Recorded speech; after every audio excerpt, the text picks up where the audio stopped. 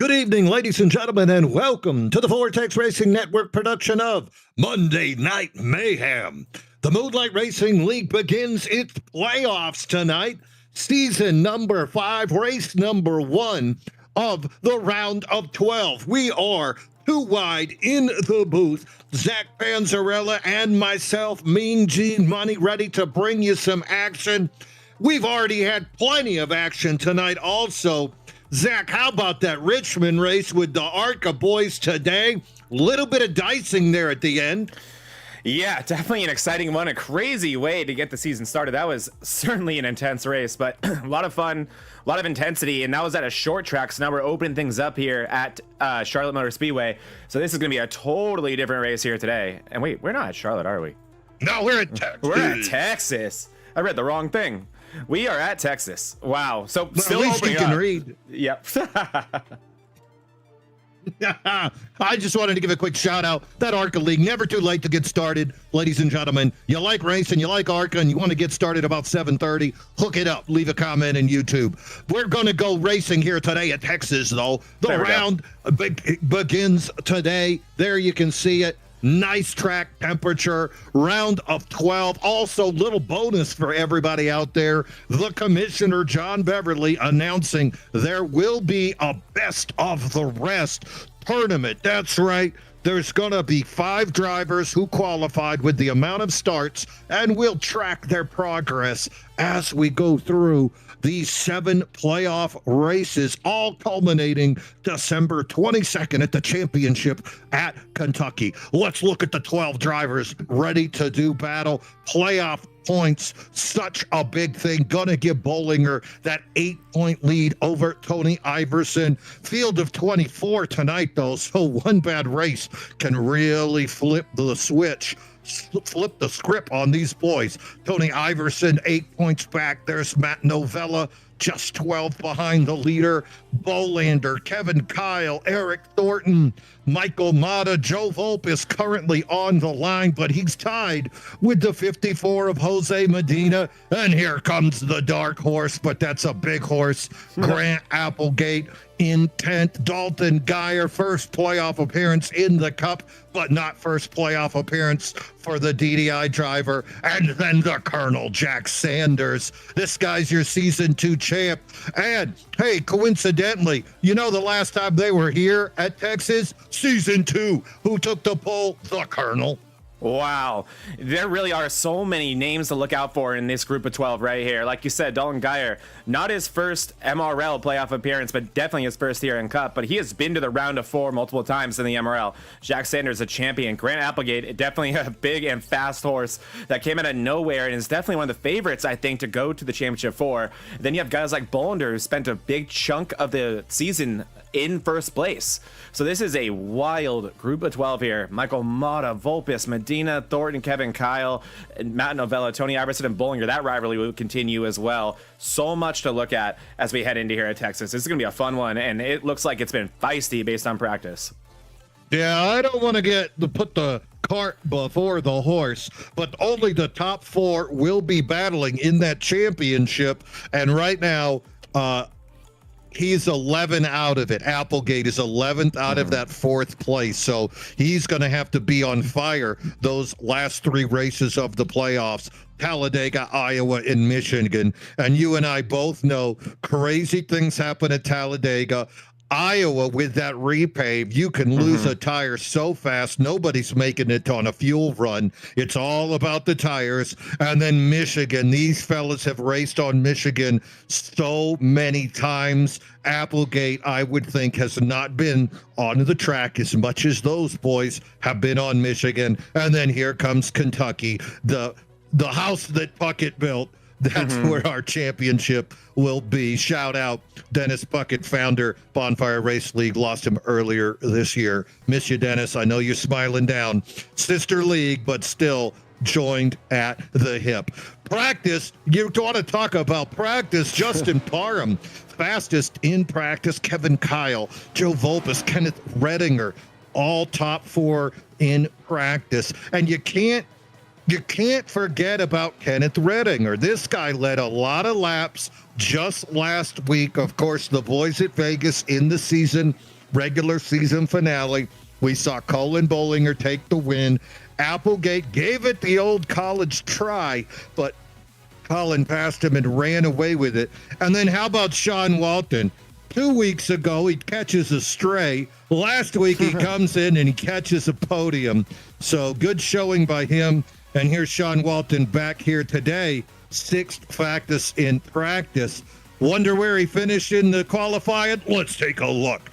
Pole sitter Colin Bollinger, your regular season champ and defending playoff champ from last year. On the front row with him is going to be Kevin Kyle, the D-Generation X driver on the front row. Eric Thornton representing the High Side Hustlers, going to start 3rd. 4th, Joe Volpis representing Gulf Coast Racing. And then Grant Applegate going to be the independent privateer. Look at that. Top 5 drivers, Zach, all different teams. What parity in the league. That's pretty cool. Sean Walton going to start in 6th. Alex Hillman, another team. DDI going to start 7th. Dylan Tibbetts, privateer. Welcome back, Dylan. Been a little while since we've seen him, but the 44 is back on the track. David Owens going to start in 9th, and Justin Parham, fastest in practice, but going to be starting here 10th to fire it off. A lot of our part-timers making the appearance here to start these playoffs off, and you'd love to see it. 11th place will be Jonathan Casabir. 12th, Tony Iverson. Typical of him to qualify around there this season. We'll see how he works his way through the field, hopefully staying out of trouble. 13th will be Jose Medina. 14th, another playoff driver, and Dalton Geyer. 15th, another playoff driver in Bolander, and he's our first not to put down a time, and this is quite a few drivers who didn't. So then you have Redinger, Stinson, Novella, and we're not done yet. We have a 23-car field here today. I think it's going to let me show it to you guys. There we go. Lucas Alves, John Beverly, Jack Sanders, another playoff driver, Steve Lewis, and Hunter Hall will make up this 23-car field here today, man, Gene. 23 cars ready to battle here in the opening round of the playoffs.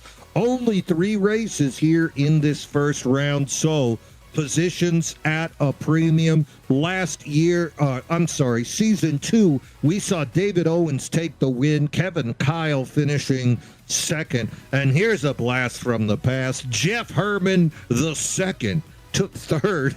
Wow. Way back when. Yeah, back when they were running in Model T Fords, I guess. Jack Sanders did lead 41 laps and took the pole, so that's a guy that we could see a lot out of today. Hey, let's go to our good friend down there and get this thing started. Let's get this thing going. And now, race fans, for the most famous words in motorsports, the star of Universal Pictures movie, I now pronounce you Chuck and Larry, Kevin James. I just got 3 things to say. God bless our troops. God bless America. And gentlemen, start your engine!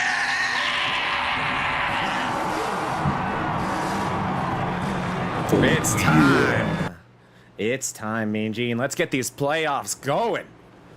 Tell you what, I've been waiting for this thing. This is a full reset. Of course, playoff points are an issue, but all it takes is a couple of new winners to really shatter this thing up.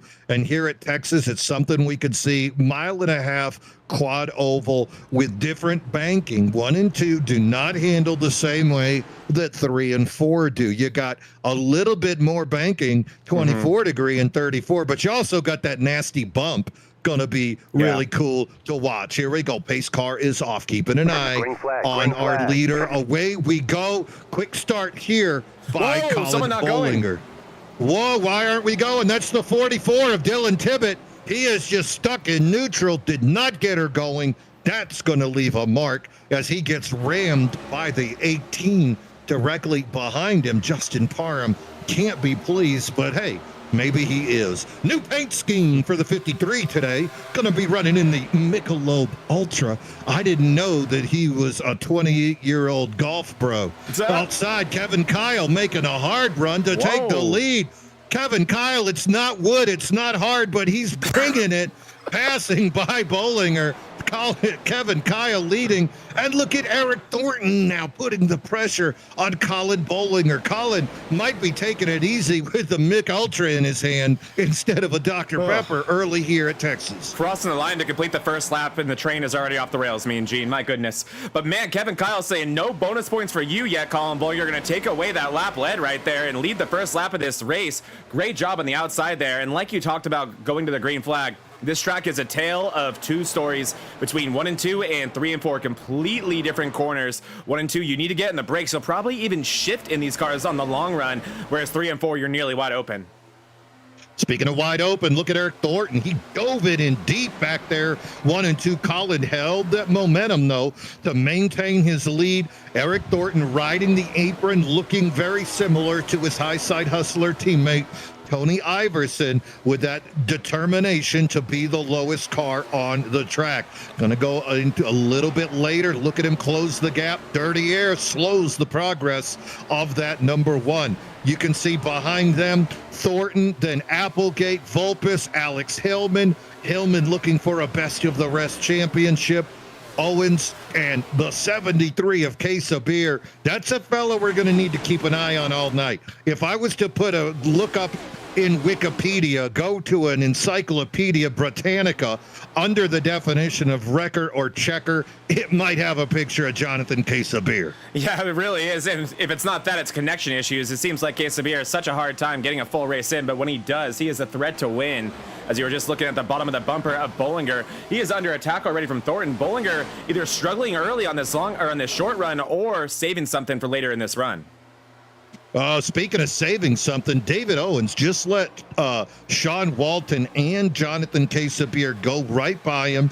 Now he's side by side with his teammate, Tony Iverson. And look, Owens, he's letting it off. Oh, Owens, yeah, I'm not sure what's happening there. Maybe that outside lane is just that much quicker. And then Walton, is he concerned? 6-7. 6-7, absolutely.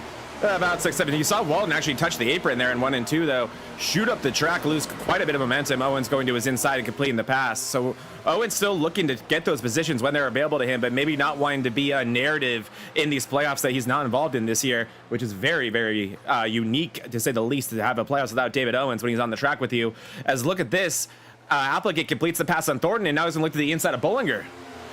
Yeah, the Applegate now trying to make it work. Peeking below Colin Bollinger. He knows who Colin is. Colin knows who he is. These have been 2 of the 3 fastest drivers over the last, the third of the season. So very familiar with each other. Here comes Eric Thornton, another guy we've seen show amazing speed, top 4, all familiar with each other. But the outside guy ain't on the outside anymore. Kevin Kyle up front with that number 29 Chevrolet here on lap number 8. Kevin Kyle doing an awesome job up front right now. 8 laps down, about to be 9. He's led them all. Kevin Kyle, he showed so much strength earlier in this season, and really just a little bit of bad luck as the season went on, but able to get himself into the playoffs, and he has really said some things. So right now he is putting his money where his mouth is and putting down some fantastic laps. And this is a great track for him. Season 2, Kevin took 2nd place. So he's not unfamiliar with the ability of the car here at Texas, and he's showing off. Speaking of showing off, look at Hillman side by side with Eric Thornton. Hillman's been looking for that big marquee run all year long. This could be it here today in the first round of the playoffs. So what if I'm not battling for a championship? I'm battling for best of the rest. I'm battling for reputation. I'm battling for prestige. I'm battling for clout. Yeah, Alex Hillman has really taken that next step this season, has gotten himself in victory lane in MRL and DDIRL, and pretty much any league he has touched, Alex Hillman has found victory lane. He is just needing to put together really a season with enough participation. I know he's had some technical issues this year as well, but also just enough consistency and good luck as well. But right now, like you said, Hillman racing for trophies and racing for pride and doing an amazing job of it. Currently sitting in 5th place. Ultra loose! Ultra loose goes Hillman! Wiggling. Oh! Is that Vulpes with him? It is. I think Vulpes is actually okay. It was off camera. We'll take a look at it. That would be huge for the playoff driver of Joseph Vulpes. But I think he may have run out of that free. You said technical issues. It's almost like lightning struck. Yeah, it's almost like there's such thing as a commentator jinx. That's my bad, Alex. I'm sorry. And that beautiful VRN race car, here he comes. Just loose off of 2 here, Mean Gene. This is the more difficult corner, in my opinion, of the set. And here we go. You already see, and what we see all too often here is that overcorrection. And let's just pause here. Look at Vulpes jerked it to avoid him. We're going to go on board with Vulpes, and we're going to see what he saw. Hopefully we'll see his hands, too, because I think Vulpes jerked a little bit hard. Wow. Yeah, he touched the back. Well, all right. I think he could live with that little. Yeah, could have been a lot worse. We'll go back and actually watch that one more time from Vulpes's point of view, because he had such little time to react to this. This is some incredible driving by Joseph Vulpes here. I think he watch what he does. He's like, oh. He also lost it right there. Yeah, the air caught him, and that happens a lot. When a car gets out of shape in front of you, they send that filthy wake of air onto you. And that is what you saw there for Hillman. He did a great job managing that. That could have been very, very bad. Yeah, for a playoff driver and for a leading candidate for best of the rest. Meanwhile, top 5 cars stay on the track. Into the pits comes Colin Bollinger, David Owens, Sean Walton. Lots of speed coming in. Parham, Medina. Shout out to Jose Medina back in the old orange and black 54. Love that paint scheme. Glad to see him back in it. Keeping an eye now on the drivers in the pits. Looks like just a little bit of fuel and go for almost all of them. Yep. Bollinger, 7.68, came in slow. Not sure what happened. He might have got a little tap and had to get a little bit of damage repaired. Maybe. Ends up losing 2 spots in that pit cycle, only taking fuel.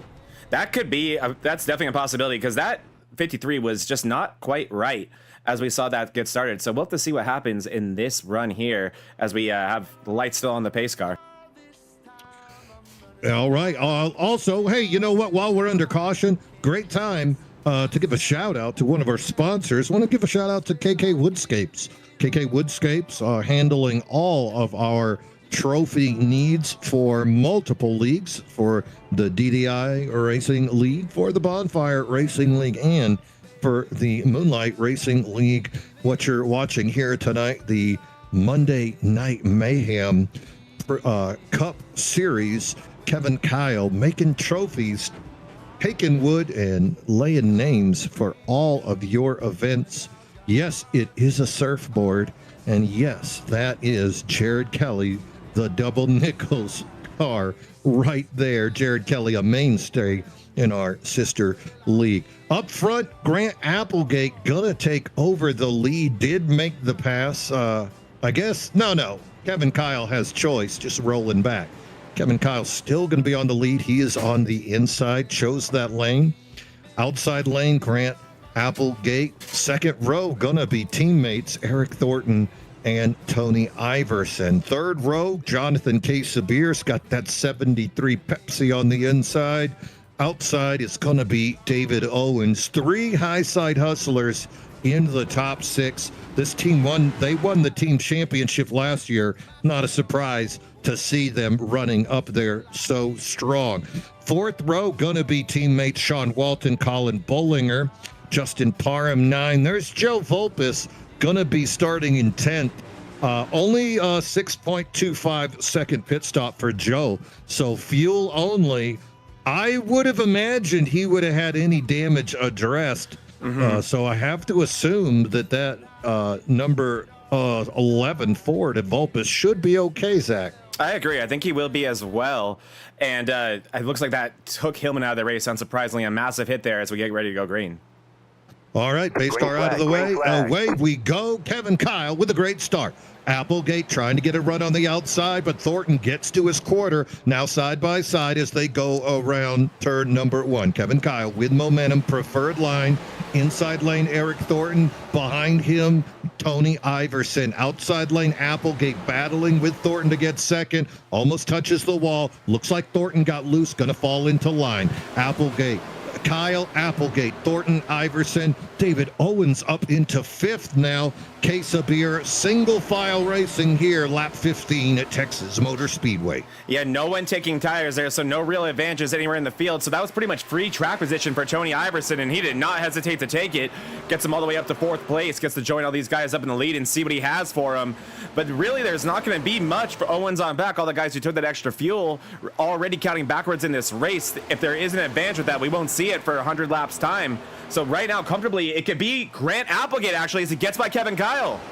He did. That was a big boy pass. He went round the outside like he was one of the trailer park girls and just made it look easy. And now Thornton's trying to show the other way to do it, hugging the apron. Yeah, look at this. Applegate, this is your replay. Wide open, coming around, great momentum. Peaks down low, forces Kyle's hand. When Kyle goes to the apron, look at Applegate. Wow. Playing chess here is Grant Applegate. Got ahead of steam out of 4. Gets a line he wants and just completely rims that top. What a perfect pass there by Grant Applegate to take the lead of this race for the 3rd consecutive race. The 14 is up front. Only leaves 3 millimeters of rubber. Now Thornton passes on the outside. What's going on? Everybody's got their big boy pants on today. Tony Iverson now looking under Kevin Kyle. Iverson gonna go to his preferred apron run. Sneaks in, and now he's looking below his teammate. Maybe a little bit of netcode touchy. Runs him up high to get a better run. Look at Tony Iverson. He's got no friends. That was the move of the race so far by Tony Iverson. What a gorgeous set of passes. A BOGO special there for Iverson. Gets by Kevin Kyle on the inside and says, I'm not satisfied yet. Gets to the inside of Thornton. Now looks to complete this pass through 3 and 4 here, and I think he'll be able to. He has so much speed in that car, and already Colin Bollinger joined the party. He's up to 6th. Yeah, Colin's trying to catch up. He's going around the outside of Case of Beer. I thought Case of Beer was going to do something. I'm surprised, Zach. Right now, outside lanes showing amazing speed. Yeah. Have to wonder how long it's going to last. But look at the 53 going high. Whoa. Owens rides up a little bit. Wanted to block, but made a late move. Case of Beer behind them, hits the wall. Sean Walton sees it happen right in front of him, but 6-7. Kind of similar to what we're seeing with the ARCA cars. You're hitting like this wall of tightness when you just get that right amount of air thrown on you by your opponent. Normally when you're on the inside, we saw that happen to Owens. We also saw it happen to Kevin Kyle. That is something these drivers have to look out for, is Eric Thornton not wanting to get passed by Tony Iverson. And what's the best way to not let that happen is to pass the guy in front of you. He's gonna look to the inside of Grant Applegate.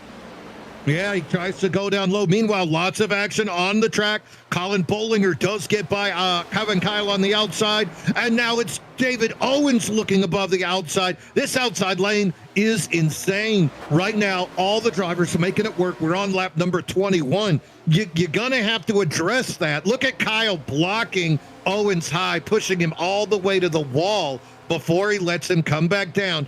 He still gets that run on the outside, makes the pass easy. Look at the speed of Case of Beer. All of these guys, maybe Kevin Kyle saving tires, but right now running that inside lane has made Kevin Kyle go from 1st to 6th in just a few laps after that restart on 14. Yeah, this has been really interesting, especially like you talked about how good the outside line is working, especially through 3 and 4. That's not normally a thing here at Texas. You normally have to be just committed to that bottom of the track and on that white line, but a lot of drivers are able to defend and make passes there on the outside. And look at that. Yeah, with Walton, you saw that too. Such a big momentum track this is turning into right here too. You cannot blow your exit or else you are just a sitting duck for the next set of corners. Case of Beer 8, Walton alive. Natty goes around Kevin Kyle, did all of that in just half a lap. The 73 up 5 spots into the 6th position. Everybody's got the memo now of the outside speed. Kevin Kyle still choosing to ride that inside. Perhaps this is a tire saving move, or it's just what he's comfortable with. You don't want to change your game plan halfway through the race. So if you're not familiar with it, you don't want to cost yourself positions by smacking that wall if it's not the line you've been practicing. We'll just watch to see if and when Kevin Kyle makes that switch. Led so many races at the beginning, now finds himself back in 8th place. Up front, Grant Applegate, he knows all about that outside lane. Yeah, he don't mind. And now he's watching Thornton that says, oh, you didn't get here in time. Yeah, that was a great move by Thornton. If you can take away the line you know your opponent wants, you should. And that's what Thornton does. He has been using the bottom, but he's taking away the outside for Grant Applegate, and that's where he's been so dominant. This is going to look good for Thornton here. He's been looking at Applegate for about 5-10 laps now, wanting that lead bad. It's crazy how equal it is up here. Really first about 9th or 10th. So equal. Now, you might have been wondering what happened to Joe Vulpes, who got caught up in a little bit of an incident. Remember, it took Hillman out. Vulpes rolling in 11th right now, directly behind the 99 of Kenneth Rettinger. So he's still moving forward, still on pace with the leaders. So day not over for the 11. I think he's still in this thing. Maybe a little bit more repair, and he'll be good to go. Rettinger in front of him led so many laps last week. Oh, little bit of touch up right there. That's Case of Beer touching, or was that Applegate? That was Bollinger getting a nice chunk of the wall on the exit of 2 there. The side of the car seems to be okay. But yeah, that Michelob, got to be careful with all that. But yeah, Bollinger already up to 3rd place. And look who he's behind, Tony Iverson. It only took 28 laps, and here we go. This is a picture we've seen all year. Eric Thornton leading early in a race. Tony Iverson lurking. Colin Bollinger in striking distance. And Grant Applegate firmly in the catbird seat. All 4 of these guys, these are the 4 fellows we've been tracking the last third of the season. The question has always been, can we keep Bollinger from getting into the lead and pulling away? Can Thornton keep rubber on the tires later in the run? And can Tony Iverson keep his emotions in check and not decide to go to the right? You know what he needs? He needs a lesson in 6-7. Tony Iverson needs to not choose violence now that we're in the playoffs, and we'll see if he can even do that against his teammate, as he wants that lead bad. He's going to look to the inside of Thornton, and the caution is out right in the nick of time. No, Case of Beer off pace. Oh, Case of Beer looks to have right side damage, and it looks like Kevin Kyle may have been involved as well. Let's see if we can find out what happened here. No. We'll keep our eye. Chirpity chirp on the radio. Oh, of course. We'll keep our eye on Case of Beer here. I think this will happen on the front stretch. This is the back stretch here. All right, so you can see Case of Beer. You can see Walton behind him. That's also Kevin Kyle is in the picture. Did you commentators jinx? Oh, Netcode City, baby. Keep her going. Oh, Keep her going. Wow. Yeah, baby. That was nice. That was real nice. How many nice. times did that go around, dude? That's an award. That was awesome. I bet he's even surprised with himself right now. All right. I think this was a 720, me and Jane. That's what I'm talking 360, about. 720. Oh, we're going for a 900. Oh, wow. That is real nice. Walton just wanted to help out, it appears. What a save. I think that was some netcode. That didn't look like anything big to me. That was some serious netcode there between Walton and Case of Beer. Case of Beer getting a little bit choked up on the exit of the corner, too, which we're seeing happening more and more. And I'm assuming all these guys here are going to take 4 tires. What do you think, me, Gene? Everybody in the club getting tipsy. Here we go. Going to take those tires. You got to here on lap number 30. 30. Ha. 30. I'm calling it lap Thornton. Here we go. Watching it. I'm watching Eric Thornton. He's taking right sides, dropping it. Crew is running around the front. They do the trick thing with the stand. Owens and Iverson out quickly. They didn't get the high side hustler memo. They just took fuel. Owens just took fuel. I think 645. Yeah, I think Owens is fuel only. I think Iverson might be 2. Dylan Tibbetts, who had an interesting start to this race, so that might make some people nervous. He took no tires. He'll be starting in 3rd. And Matt Novella takes nothing. He'll be starting in 4th. That pushes Novella up 14 positions on that pit cycle. So good move by Novella, just taking the right sides. Question is, can he hold on? Might there be something else going to happen? Behind them, 4 tires for Thornton, Bollinger, Applegate, and Sean Walton. Jose Medina rolling the dice, though. He only took right side tires to move up 4 spots into 9th. That puts him in front of Parham, Kyle, Redinger. Joe Volpus falling back to 13th. Oh, and Tibbet's going to bring it down tires. here. So Tibbet's actually is going to bring it down. So that's going to move Novella up to 3rd. Yeah, smart move there by Tibbetts. I think you can't take that chance here in this field. I agree. Especially considering those tires spun at the very first start.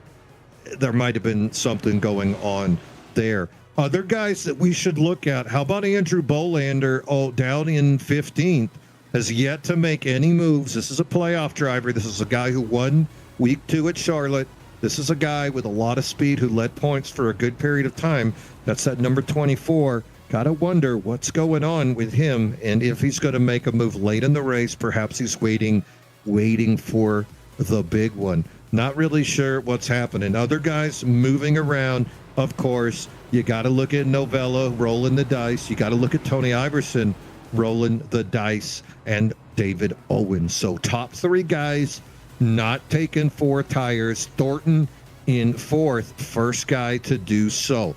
Bollinger behind him, then Applegate. Really surprised with the speed of Tony Iverson that he chose to do this. So he's looking at track position more so than that inside set of tires. Question is David Owens just going to let him go? Owens is his teammate and a part-timer. So going to be very curious to see which way this goes for the high side hustlers. Top 3 cars all on the same team.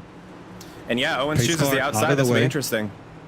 Here he goes. You know, he's counting off for these boys. Oh, for 3, sure. 2, 1, go.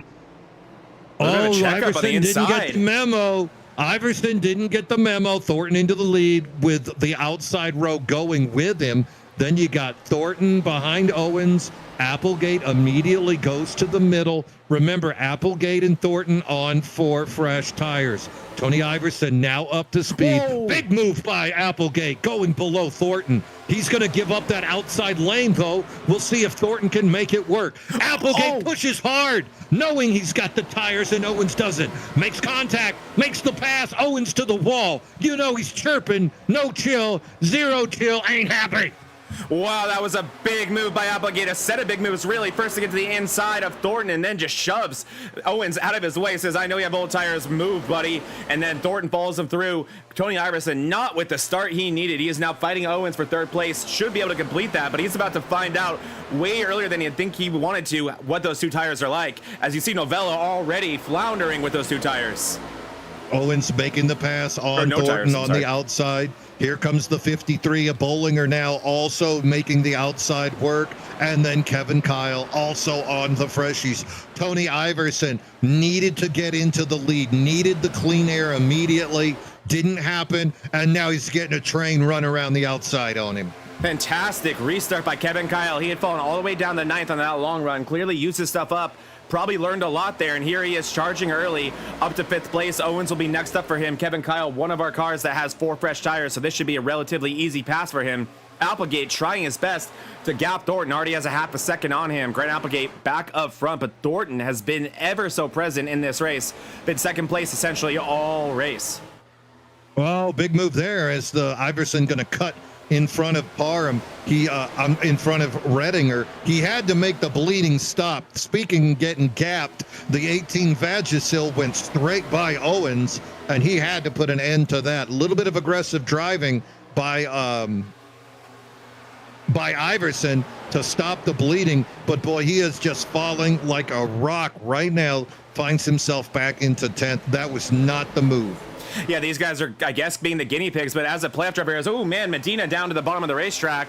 Looks like Medina had a little bit of an issue there. Going to gather it back up. I don't see too much damage on that 54, but we'll have to look out and make sure that Jose is overall okay, but he lost a ton of track position there. He is another one that gambled on that, Mean Gene, and just more evidence, as you see just in front of him, is Matt Novella. That was not the call, like you said, and now they're just going to have to wait for the next caution or the next opportunity to pit without losing laps, because that is a big mistake there, especially at this doesn't work its way out before the stage. These are important points. Yeah. And there is no caution at the stage either. Remember, lap 65, they're just going to award the points. So you could be in a serious situation here of watching just time and cars drive away from you. David Owens trying to make the outside work, but it's just not the thing. Look at how slowly he fades away. The 18 able to get on the throttle much quicker on that inside lane. And now it's Joe Volpus side drafting up on Owens, gonna try to make that apron work as well. Volpus needs a quick pass. Ooh, plows up a little more than he would have liked, but now able to get on the throttle. Owens really regretting the 2 tires, but hey, at least he's going to have an extra set at the end. That is one thing. That is definitely the big silver lining of this strategy is if we get the caution at the right time, you're going to be, as you're learning right now, virtually unpassable and unbeatable. Because wow, you will get to reverse this situation right now, which they are really struggling through right now. Hopefully, it doesn't hurt them too badly in terms of their running position, because everybody who did that is fading severely right now. Yeah, you can see Medina back there, as is. Well, Lewis looks like he did take tires and then just came in for another top off. Good racing right now, though. Look at Dylan Tibbetts, that 44 Taco Bell. He did come back and took another set. He did take the 4 tires later, but now finds himself behind a little group right here being led by Matt Novella. So he's got to make his way around, but Beverly not going to make it easy. Lucas Alves as well. Lots of experience in that group being led by Novella. Novella, of course, playoff driver, needs to make his way up, needs to close that gap back up to Dalton Geyer and Andrew Bolander just ahead of him. Bolander 13, Geyer in 14th. So little bit of spacing going on amongst the drivers right now. And I think the difference has just been how quickly they're willing to get on it on that outside lane. Yeah, you're seeing Dalton Geyer really work that outside lane right now, trying to get past Bolander. These are 2 playoff drivers in the round of 12. I don't think having the day they wanted, but at least it's been a quiet one, as right now that nothing too bad has happened to either Bolander or Geyer, as they're really fading quickly on these restarts and kind of falling behind, as they're already over 3 seconds back from the leaders they are. As Applegate, I think Geyer's experimenting here. I think so too. You're watching him kind of run that outside inside lane, seeing what kind of runs he can get on Bolander. Yeah, because what he's doing is he's coming in high and then he's coming back down low. The speed that we've saw out of Applegate, Thornton, they seem to go in the middle and then come out high and almost go up to that wall. It's super dangerous driving, but that, I think, you lose less speed, you're scrubbing less. And I think that's hopefully what Geyer's going to discover. Here he is now. Look at him. Yep. He came in the middle. He's coming up high. Great run right there. I think Dalton figured it out those last 3 laps. I'm going to be expecting some moves out of that 36. Yeah, this does feel like one of those look races at him now. where Geyer really starts to figure it out about halfway through, and then out of nowhere, he's in the top 5 competing for wins. So don't be surprised if that 36 is able to do that. You're also already seeing it. The dirty air, maybe as this track is getting cooler, is really, really picking up. You're seeing these guys get so loose on the exits of corners here, especially when in the wake of someone else's dirty air. Just look at those front wheels like Bolander right there. It is getting hairy out there. And then in terms of other drivers that did that no tires or 2 tire strategy, looks like Irison may have finally stopped the bleeding around 11th place. And now looking to move forward. It was inevitable that eventually the tires would even out. Didn't want it to be so far that he drops down into 11th, but that's where he finds himself, right behind Jay Stinson, putting pressure on Volpus, behind K. Sabir, Redinger. All of these guys spread out equally. Harmon that ahead of them, and then you can see just a slight gap back up to the other drivers. Lap 47, 65 will be when stage points are awarded. No caution here on Monday Night Mayhem. They will run straight through it. Grant Applegate in the lead, 0.2 of a second, make it 0.3 over Eric Thornton. Colin Bolinger now, though, starting to put more and more pressure on Thornton. I think it's only a matter of time till we see the party pick up between those 2 fellows. Yeah, out of the 3 right now, between Applegate, Thornton, and Bolinger is the fastest. Same with that pass line. Actually, Applegate finding a little bit of speed that one, but it probably was due to the dirty air of Thornton. But Bolinger does appear to have the most speed on the racetrack right now, and that is a familiar sight at this point of the run, as now you can see Bolinger also trying to make that outside to inside lane, that little bit of a crossover maybe work, but gets into the wall a little bit on the exit of 4. Now, another place where some action might happen, look back to the 8th position of Jonathan K. Sabir. Slower than the 3 cars behind him. They're starting to pack up. You can see Vulpes, Stinson, Iverson all starting to gather up as the speed of the 73 might have held them back. Here's Jay Stinson now taking a look under the 11 of Vulpes. Vulpes trying to make that outside lane work, but here we are later in the tire run, not quite the same speed. Loses to Stinson, and now here comes Tony Iverson. Joe gonna lose 2 spots there just in a half a lap. You're definitely right about us hitting that evening out point, though, because you're seeing guys like Iverson able to make forward progress right now, and then you look behind them, and Owens and Geyer battling out and taking Geyer far longer than it took guys earlier in this run to get by David Owens, as you see, actually not able to complete the pass that time around. So, yeah, really hitting that plateau point right now, as Applegate probably also hoping that's going to happen as all over Thornton is Bollinger, but he has yet to be able to complete the pass, and then behind them you have Walton and Kevin Kyle going at it. Yeah, I think that's exactly what we're seeing now, is that just the effects of that dirty air. Walton knocking on the door, wants to get by Kyle. Oh, Kyle, very smart not to come all the way up. Walton not going to let off in that situation. Uses that outside lane. Some people might get excited. Not Sean Walton. Makes that outside work. Going to take over that 4th place position. Kevin Kyle falls into 5th. Still running great, Kevin Kyle. He's only 1.7 seconds behind the leader, so he's still into this thing.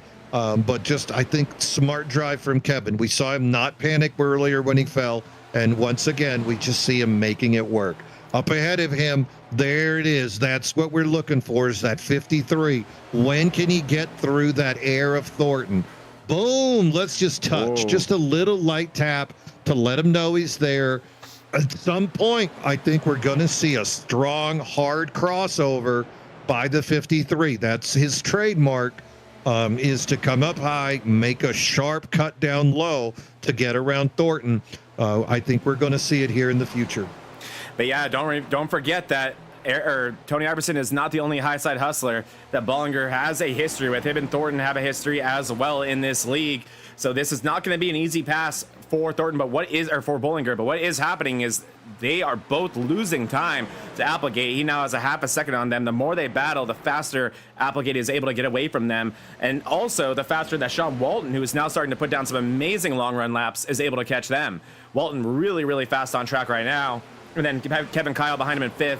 That pass was a pretty quick one, but Kevin Kyle is doing what he needs to survive and advance in these playoffs so far.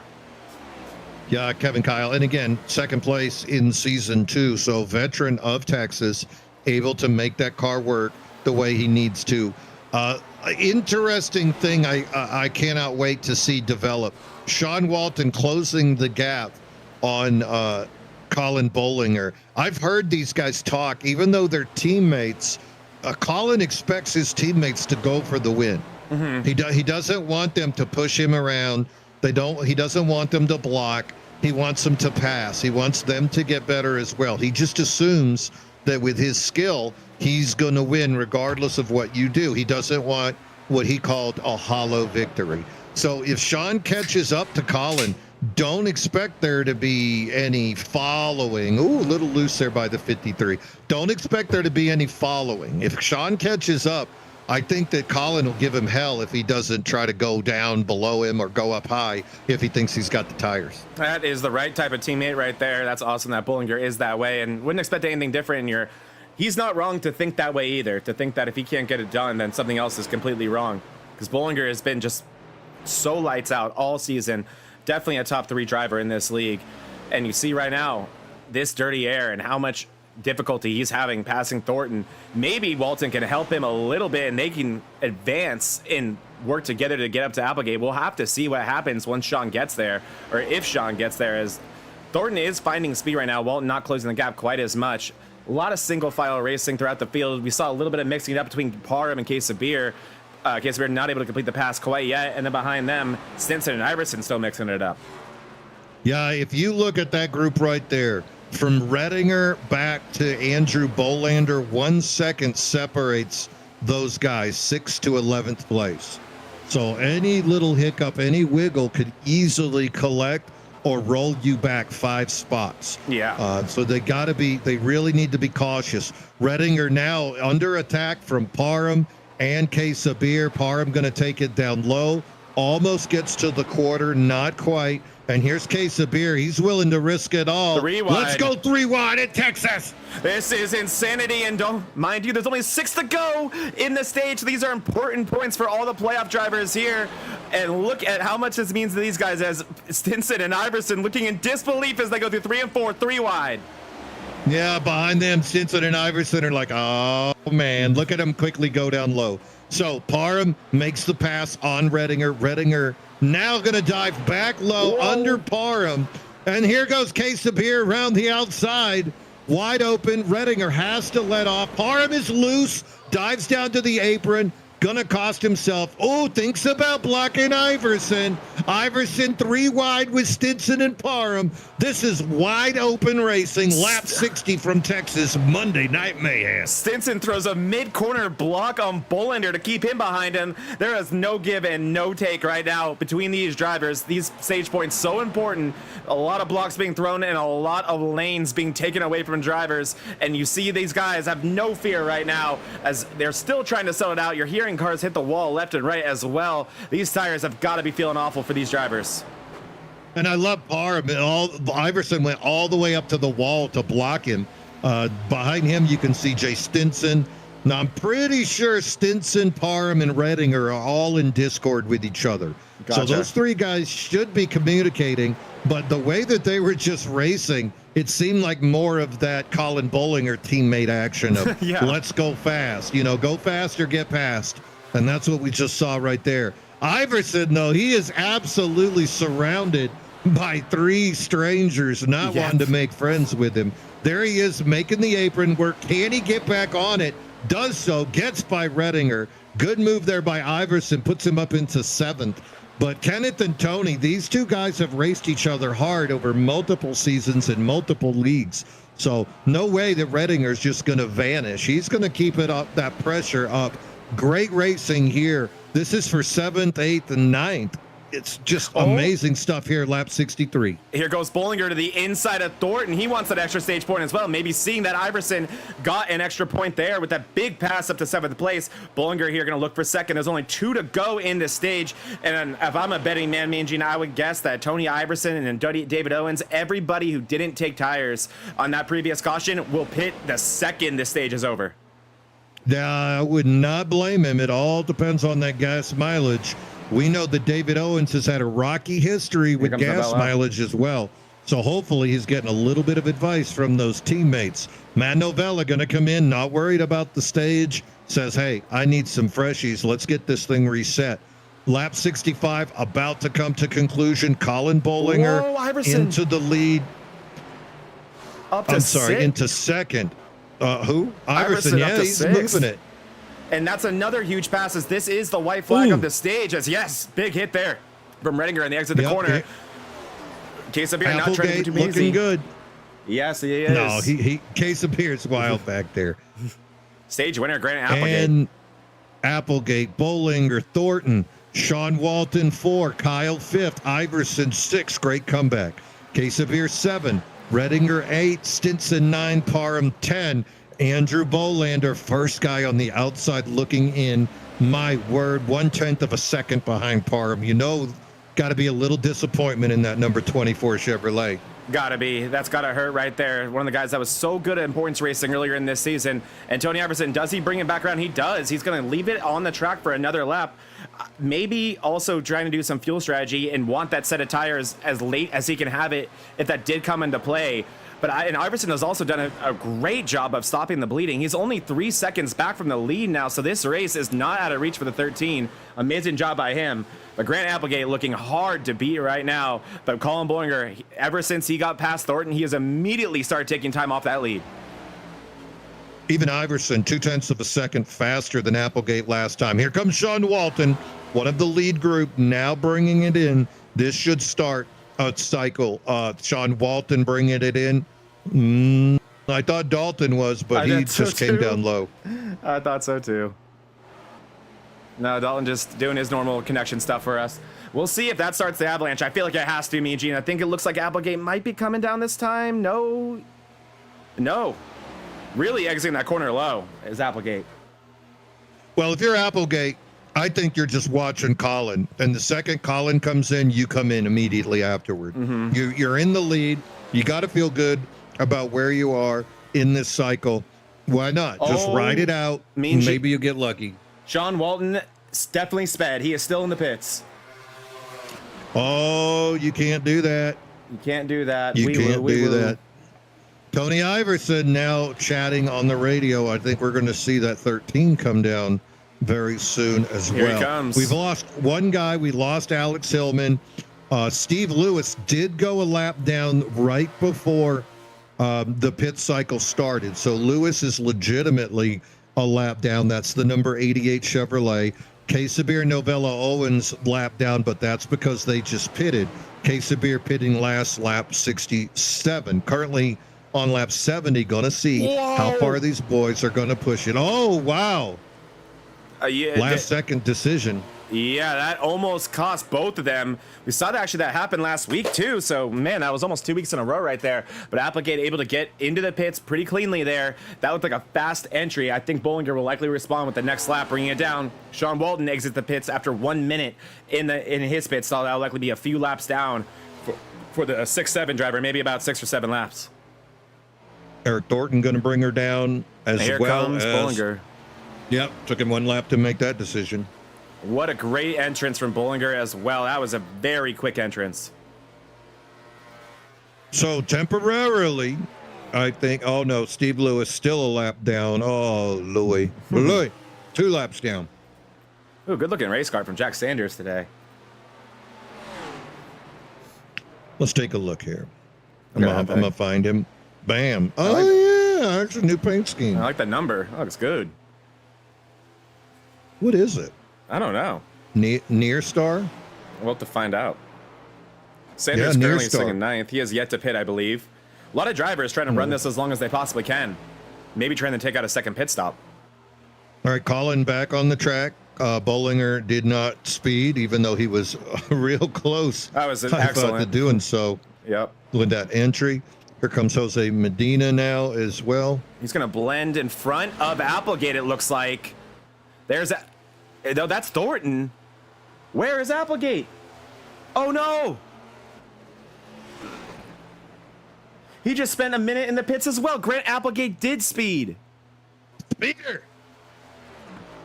And so did Tony Iverson. Got wee-wooed. So did Tony Iverson. Tony Iverson is sped. The wee-woos are in full effect tonight. Oh, Let's see how this thing works when it comes around to rotation. You got to imagine with all of that, it'll be Thornton battling Colin Bollinger. Yeah. Right now, Thornton 0.2 of a second ahead of him, trying to get around Jack Sanders here. Sanders not making it easy. Not at all. Is Sanders. Ooh. Yeah, had to use that nose. And here comes Colin. Says, hey, thanks for pissing that driver off. I'll just follow you. Colin with a much better angle on corner entry, too. And yeah, it gets Thornton loose. Thornton having to enter that corner pretty much on the bottom of the racetrack, and he had to do a lot of compensating through 1 and 2, and that was just way too much wheel. And you saw how loose that can get a race car, and now he's going to be over a second behind Colin Bollinger. This thing it might be signed, sealed, delivered if we stay green, me and Gene. Yeah, other drivers you got to wonder about. They're like, when is Jay Stinson, Kenneth Redding, or when are they going to come down? They're probably riding this out as long as they can, hoping that perhaps a caution will come out and they can get a few guys a lap down or get great track position. Right now, Jay Stinson going to take over the lead. Go ahead and get him a point. Behind him, Andrew Bollander's like, come on, bud, would you pit so I can get a point? Here comes Redinger and Geyer running it pretty long. They're going to have about, way too many laps to take out a pit stop, but definitely up to something to want to stay out that long, maybe wanting the fresh tires towards the end of the run. We'll see how that works out for them, as now Stinson and Bollander battling it out for the lead of this race. Well, I've seen drivers use that strategy on me before. They just stay out as long as they can, praying that there's a caution, knowing they just don't have the speed. So maybe they've seen what Colin is doing and hoping that that's a strategy that they could put into effect. But the big news has to be the guys that were speeding. So many drivers that last rotation got caught. Sean Walton got caught. Tony Iverson got caught. Sean Walton looks to be parking Grant it. Appleton got caught. Yeah, that's going to be and all then look at this. bro. Stinson went a little bit too far on that pit stop, had to back up. So lots of stuff going on here today. I think there's a chance Stinson was a little in his head too. Maybe heard about all those speeding penalties. He went super conservative into the pit lane itself, and then not surprised to hear that he missed his box. I think when you think too much, those type of things can happen to you. As you're seeing more cars bring it down. John Beverly in the pits now. You see Tibbetts in the pits. Sean Walton has parked it for the day.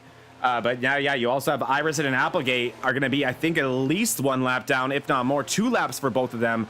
This race is virtually over unless they get several cautions.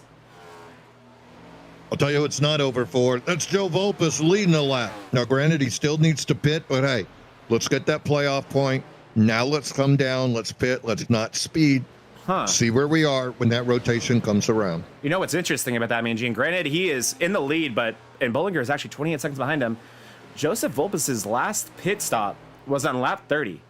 This is lap 80. That's 50 laps, and there's 50 to go in this race. This could be Volpus's last pit stop.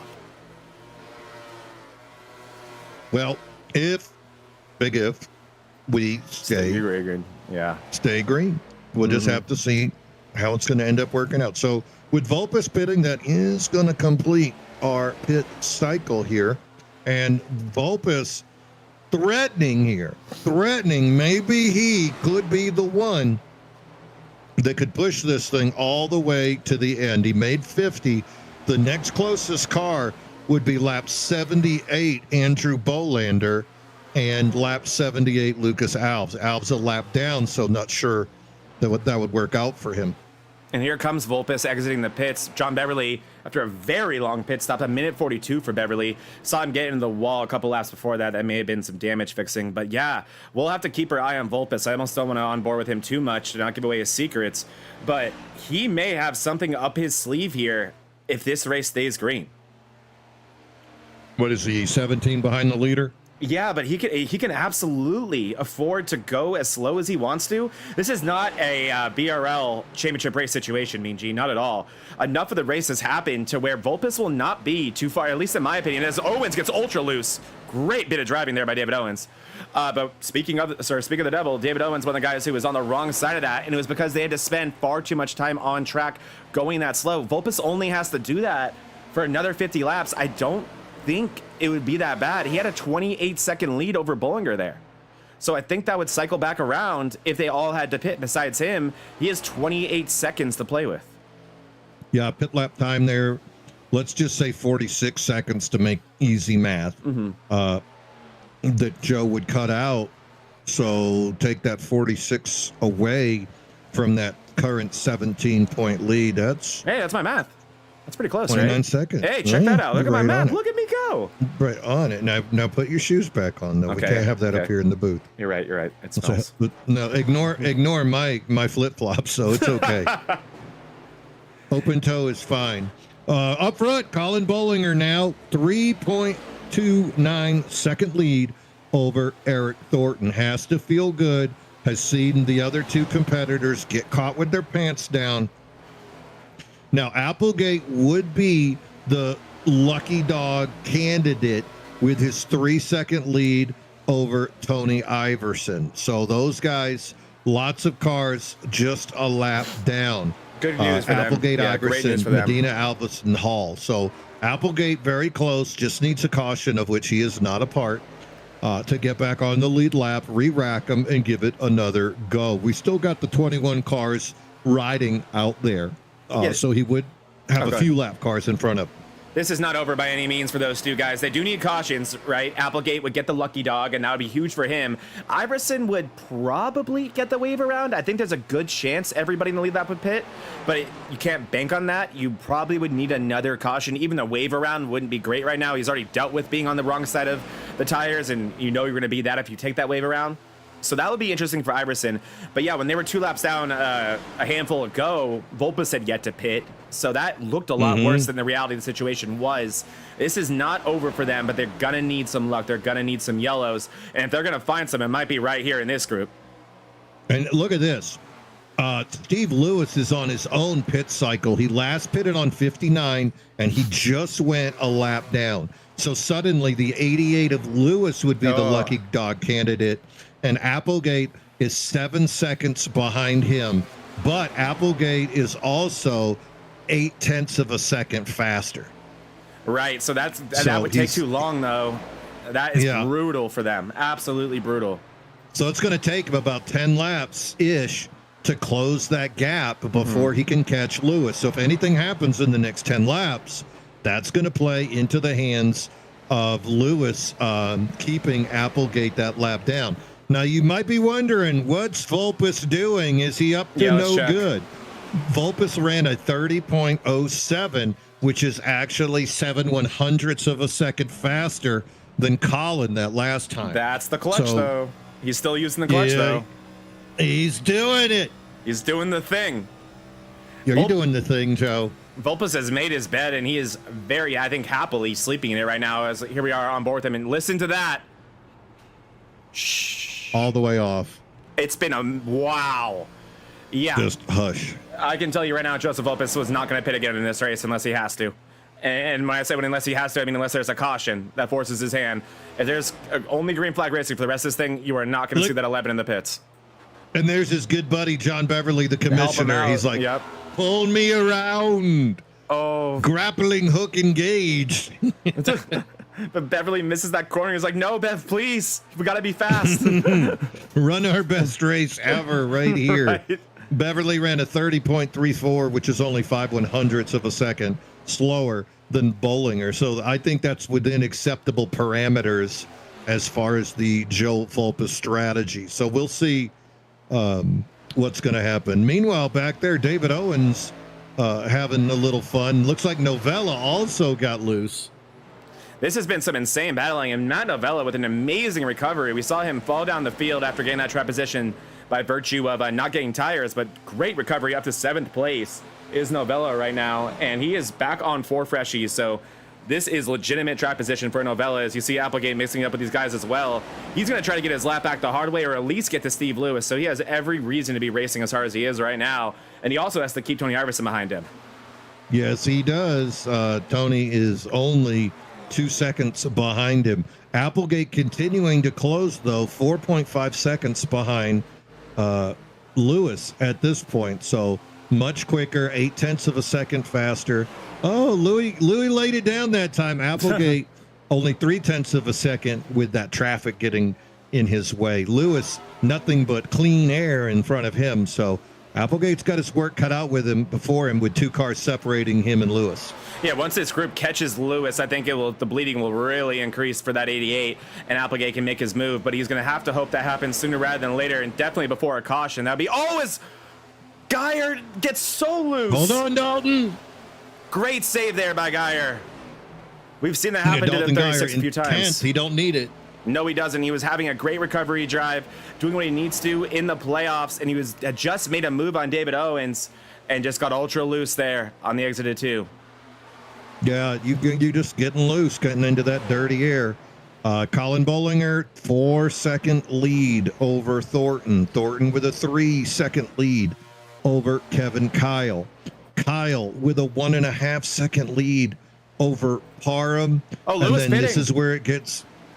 Oh, it was inevitable. So that is big but for this should Applegate. be Louis' last. This will be Louis' last pit stop. So this could really help him out in terms of track position if this was to stay green. We'll have to see what happens for Lewis there. Yeah, so Louis running his own strategy. He's all by myself, making it work. Look at Redinger now pulling away there. That last lap, really good time. You could see Case of Beer was actually 0.4 of a second slower than he should have been. That opened the door for Applegate to sneak on by. Applegate now past Lewis after the pit would make him the candidate for the lucky dog. So the way Matt Novella got on that trap position is he did the undercut of all undercuts. He pit on lap 63 compared to his competitors around him. He pit on 77, 67, and Owens very early as well, 65, being one of the drivers who was on the older sets of tires. So really desperate to get those off after the stage was over. But going back to all these guys who pit on lap 70, 71, 75, really, even Kevin Kyle, pretty much probably knowing at this point, we're right on board with Kevin Kyle and see if, no, he is shifting, so he is not saving at all. He is driving as hard as that car will go. At what point, Mean Gene, do you want to bring it down? If you know you can't make it anyway, you're in the window at this point. You are definitely in the window. When do you want to bring it down? But then all of a sudden there's a caution and you're just cussing. Yep. Oh, I know. We saw how dicey it got. 30 laps answers the question into that run. Well, he says now. Yeah, and I like that. We saw how dicey it got 30 laps into the run. That's now. Mm-hmm. You know, these guys pitted around 65, 70, 75. So we're at lap 98. That's right 30 laps into this run. This is when the tires get a little bit dicey. And so you could easily see drivers start to get loose and get into each other. I mean, look at that group with Lucas Alves, Jay Stinson, Applegate. Here comes Matt Novella looking under Alves. All these guys are on older tires. It would not be out of the question for them to plow up the track and make contact with another person, calling out a premature yellow that could throw off the strategy. Who would love that? Grant Applegate. He'd love it. Who would hate it? Joe Volpus trying to make it happen. But these other guys, they're pushing these cars as hard as they can. They've got that extra set of tires. They know they have to pit anyway. You just keep pushing it as far as you can. Last lap, all these guys running 30.4s, 30.5s, all the way down. Let's keep an eye on Case of Beer when he comes around next time. And that's going to really answer that question for a lot of crew chiefs. Yeah, here is Case of Beer back on track. That was his outlap, so no real data here for us yet. But yeah, the Case of Beer is going to be really interesting. And if he wanted to have any shot to win this race, he had to do that. He had 10 seconds to make up to get up to Bollinger, so that likely still won't even be enough, depending on when Bollinger brings it down. You have to feel like the 730, the 1, and even the 29 of Kevin Kyle are going to run this as long as they possibly can. I don't see them wanting to pit early. You have a great position. You have this race really under control, and we're in the playoffs to where points racing really becomes part of the equation. You probably don't want to go too or bring in too many variables. And speaking of, I saw Applegate get ultra tight a couple laps ago, and he has fallen all the way back to the grips of Tony Iverson. Can now see him through his windshield. Ace of Beer ran at 29.99. That's 6 Wow. tenths. That's 5/10 of a second faster. So I'm not sure if I would want to pit. It's considerable, but yeah, it may not be enough for anyone like Bollinger or Thornton to care. But yeah, all those guys sitting in 5th on back, I would be inclined to pit soon. Someone like Dalton Geyer, David Owens, and Novella, they were on the early side of that cycle. How long do they want to do this? Is Iverson going to bring it down? He's looking. He's Hey, look how looking, conservative and he here is he that time. comes. So conservative this Making time. the call. Don't you speed. You'll know speedy. So Iverson going to try to control his destiny this way. Here comes Matt Novella as well, making the call on the radio, expecting the 56 to come down. He's got his crew on the wall, 4 tires sitting there. Will they actually use them? Keeping an eye on Tony Iverson. He is taking right sides as we speak. Crew running around. Only right sides for Tony Iverson here on lap 102. So Iverson likely wanting to jump Applegate in the situation here. If this cycles through, he wants to be the lucky dog. That is a good decision there from Tony Iverson. That will buy him quite a few seconds. If Applegate knows about that, then he might respond with the same thing. We'll have to see. Yeah, especially considering that Case of Beer is only running 0.3 of a second faster Here comes than Bollinger Bollinger on the 4 fresh tires. So there's not a huge advantage, especially if you can stay in that group. Bollinger and Thornton both coming down into the pits, going to turn the lead over once again to Kevin Kyle. Will Kevin Kyle ride it as long as he did last time and just hope for that caution? Somebody who don't want to see a caution, Joe Volpus. How far will he go on this set of tires or on this lap on this fuel. He should be able to push her to the end. And look right ahead of Vulpes, Andrew Bolander. Bolander pitted on 78. So maybe that's a guy that could push this thing all the way to the end. Vulpes waiting to see where Bollinger comes out in the rotation. 23-second, 24-second lead Vulpes has right now over the 53 of Bollinger. That is huge. That's a second a lap. We have only 25 to go, Mean Gene. That could be the race right there if this stays great and Vulpes is able to make it to the end. On top of that, too, even if the yellow comes out, Vulpes will still be in a good situation if he can hold on to this and this cycles through. I mean, I am so curious to see what happens here.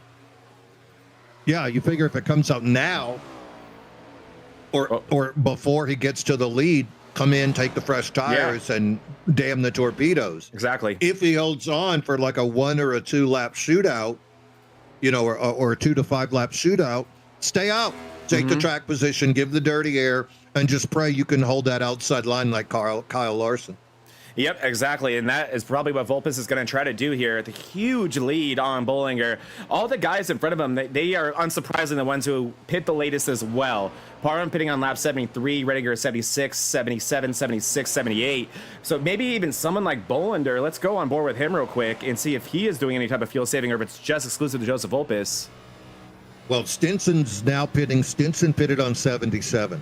Okay, so that should answer our question here. I would think, Mean Gene, that even getting those 50 laps that Vulpes got earlier was a stretch, as Bolander not doing any type of noticeable gas saving at least. So it is exclusive to Joseph Vulpes.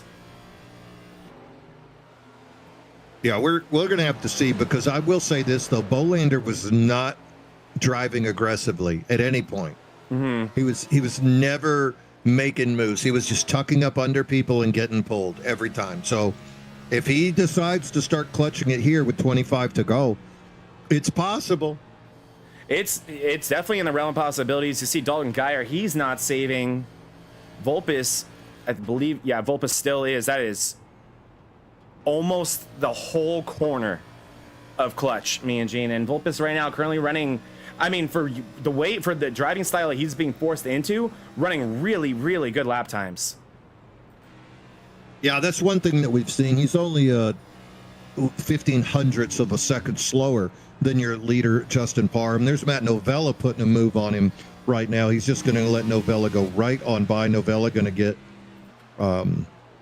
past Joe right there. He did take 4 back on 103, so only 7 laps of wear on the tires of Novella. But you're right. Look at Vulpes now on the outside, is able to pass Novella. So Vulpes still showing speed and then eases off again in the turn. So very curious what's happening there with Vulpes. That used to be his teammate, right? Bolander? No, Novella. Novella and Vulpes. Yes, Novella's a DDI guy now, right? Yes, he is in this league. And yeah, they are still teammates in their leagues as well. Vulpes and Novella are. Curious. I don't think he's going to pull him around. No, probably not. I mean, I don't think it's possible with this pace that Vulpes is being forced into right now, but it's gonna work if they stay green. I mean, I would not be so confident also if it wasn't Joseph Vulpes. This is what he does. When he doesn't have the speed, he is a genius and he's able to do stuff like this. And this is not going to be, if this works out for him, this will not be the first time he wins a race like this, and it certainly won't be the last. Meanwhile, the 24 of Andrew Bolander, he pitted just 2 laps later, also letting cars go by. He is just making it work. That guy is definitely not at maximum speed as he watches Kevin Kyle go by. Kyle is in 10th position. Oh no, Kyle did. I'm sorry. I thought Sanders. I heard a horrible noise, and I thought Sanders had a problem. Yeah, I think his front left might be gone. That was. Yeah. Okay. So something did happen. Interesting. And Stinson pits as well. And here comes Parham. Redinger. Redinger coming in hot, getting into the back, and now Dalton Geyer going to lead that lap. Nothing like teammates. Nothing like teammates. Aren't they the best? But, yep, so here we go. Dalton Geyer going to lead a lap late here in the race. Needed this for his playoff run. We'll see where he comes when it all rotates around, but I imagine he's going to be somewhere around 13th or 14th with a couple of cars still needing to pit behind him. Here comes I think, Applegate. Medina will need. Oh, I think Applegate just got another pit. penalty. I think Applegate missed the pits there, me and Gene. And Redinger did speed. It looks like Redinger. Actually, no, I'm sorry. He did not. I'm sorry. He did not. Applegate bringing in this time. He is good. And now Geyer going to leave it out, I think, probably as long as he can. He'll likely not pit until there's 3 or 4 to go. Why would you? You have half the field, no, about 80% of the field a lap down. You'd only have Bolander and Vulpes and Bollinger to worry about, and Thornton. This is an easy decision. And now Vulpes has 16 seconds. He's trending in the right direction. This is looking great for the 11. Gonna be very, very close. You can see the lap times being laid down, though, by Colin. He did a 30.09 to Joe Vulpes's 30.9. So almost a second. Ooh, that can't happen. Vulpes trying his best, but Colin closing that gap just 14 seconds. And that thing is running down faster than the timer on Mean Gene's relationships. Yeah, let's see this one as we get another set of data. Better lap that time from Vulpes, a 30.75, as we're going to have to wait about 23 seconds until we get to see what Bollinger put down. That's how big the distance still is right now between these guys. I'm sorry. It's right at it. I mean, 13 laps, half 14 a second. Seconds. That will do it. It's half a second. And does is he good make enough. it? I think that's the bigger issue, right? And does he make it? All right, so it's time. Geyer's got to be thinking about it. He last pit on lap 76. If he did the 50, let's just say the magic number is 50. That's 126. So he could go 6 more laps. Yeah, that's about what I'm thinking too.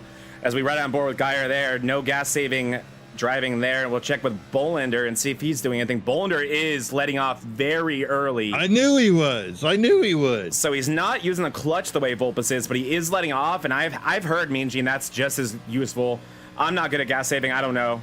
But I have heard that letting off can be just as big, and he's letting off very early.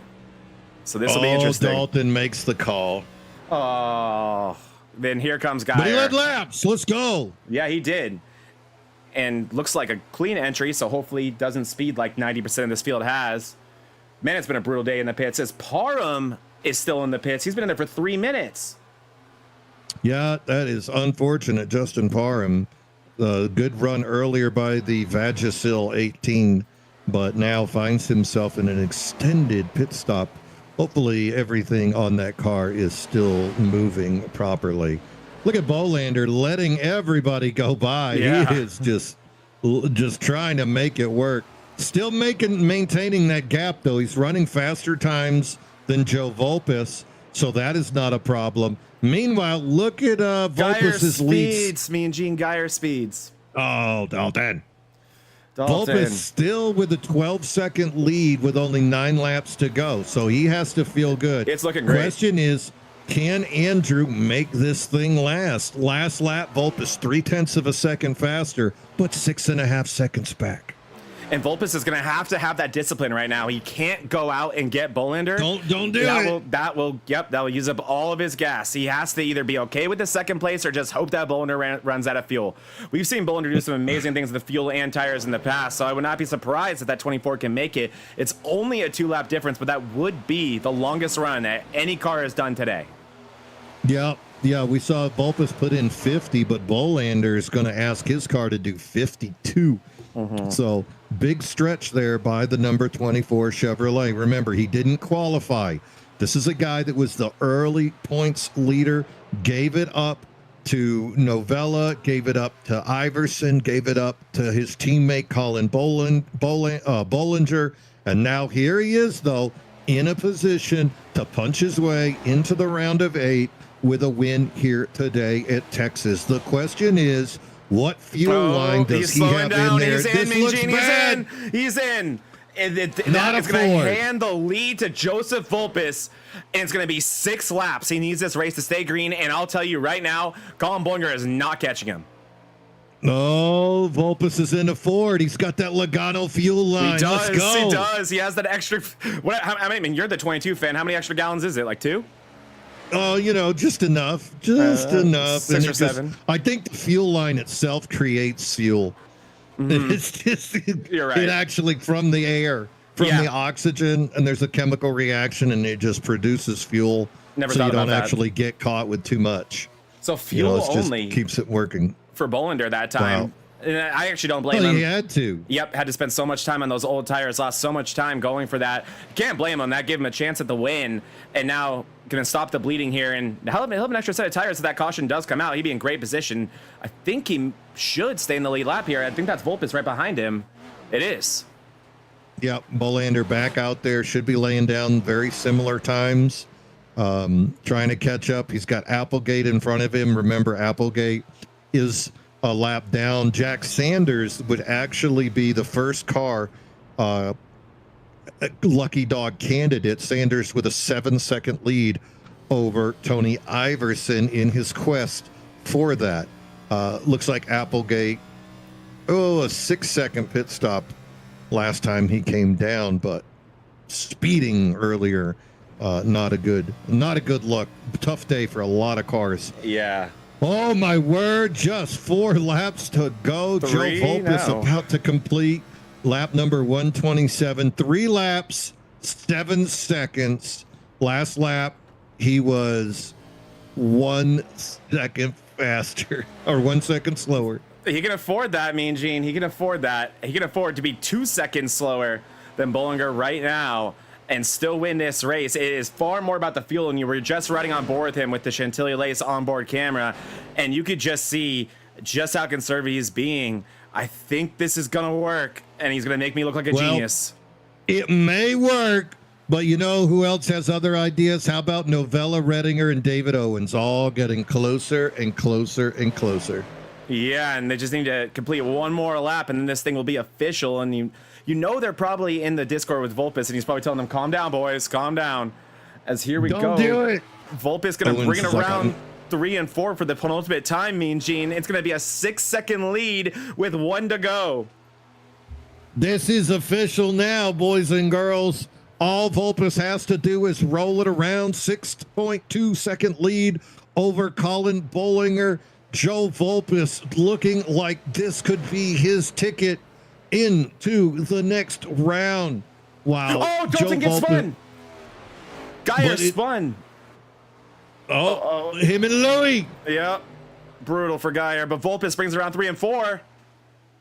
Volpis, no wins in the regular season, but here it is today. Gonna win in the round of 12. Joe Volpis taking the checkered flag at Texas. And we'll see if he even has enough fuel for burnouts, but that is a Joe Volpis race right there, and that's how that guy gets it done. What a win from Volpis. Unbelievable. Did the math, made it work out there today. Joe Volpis needed this win, came in on the cut line. He was 8th, tied with Jose Medina for 8th.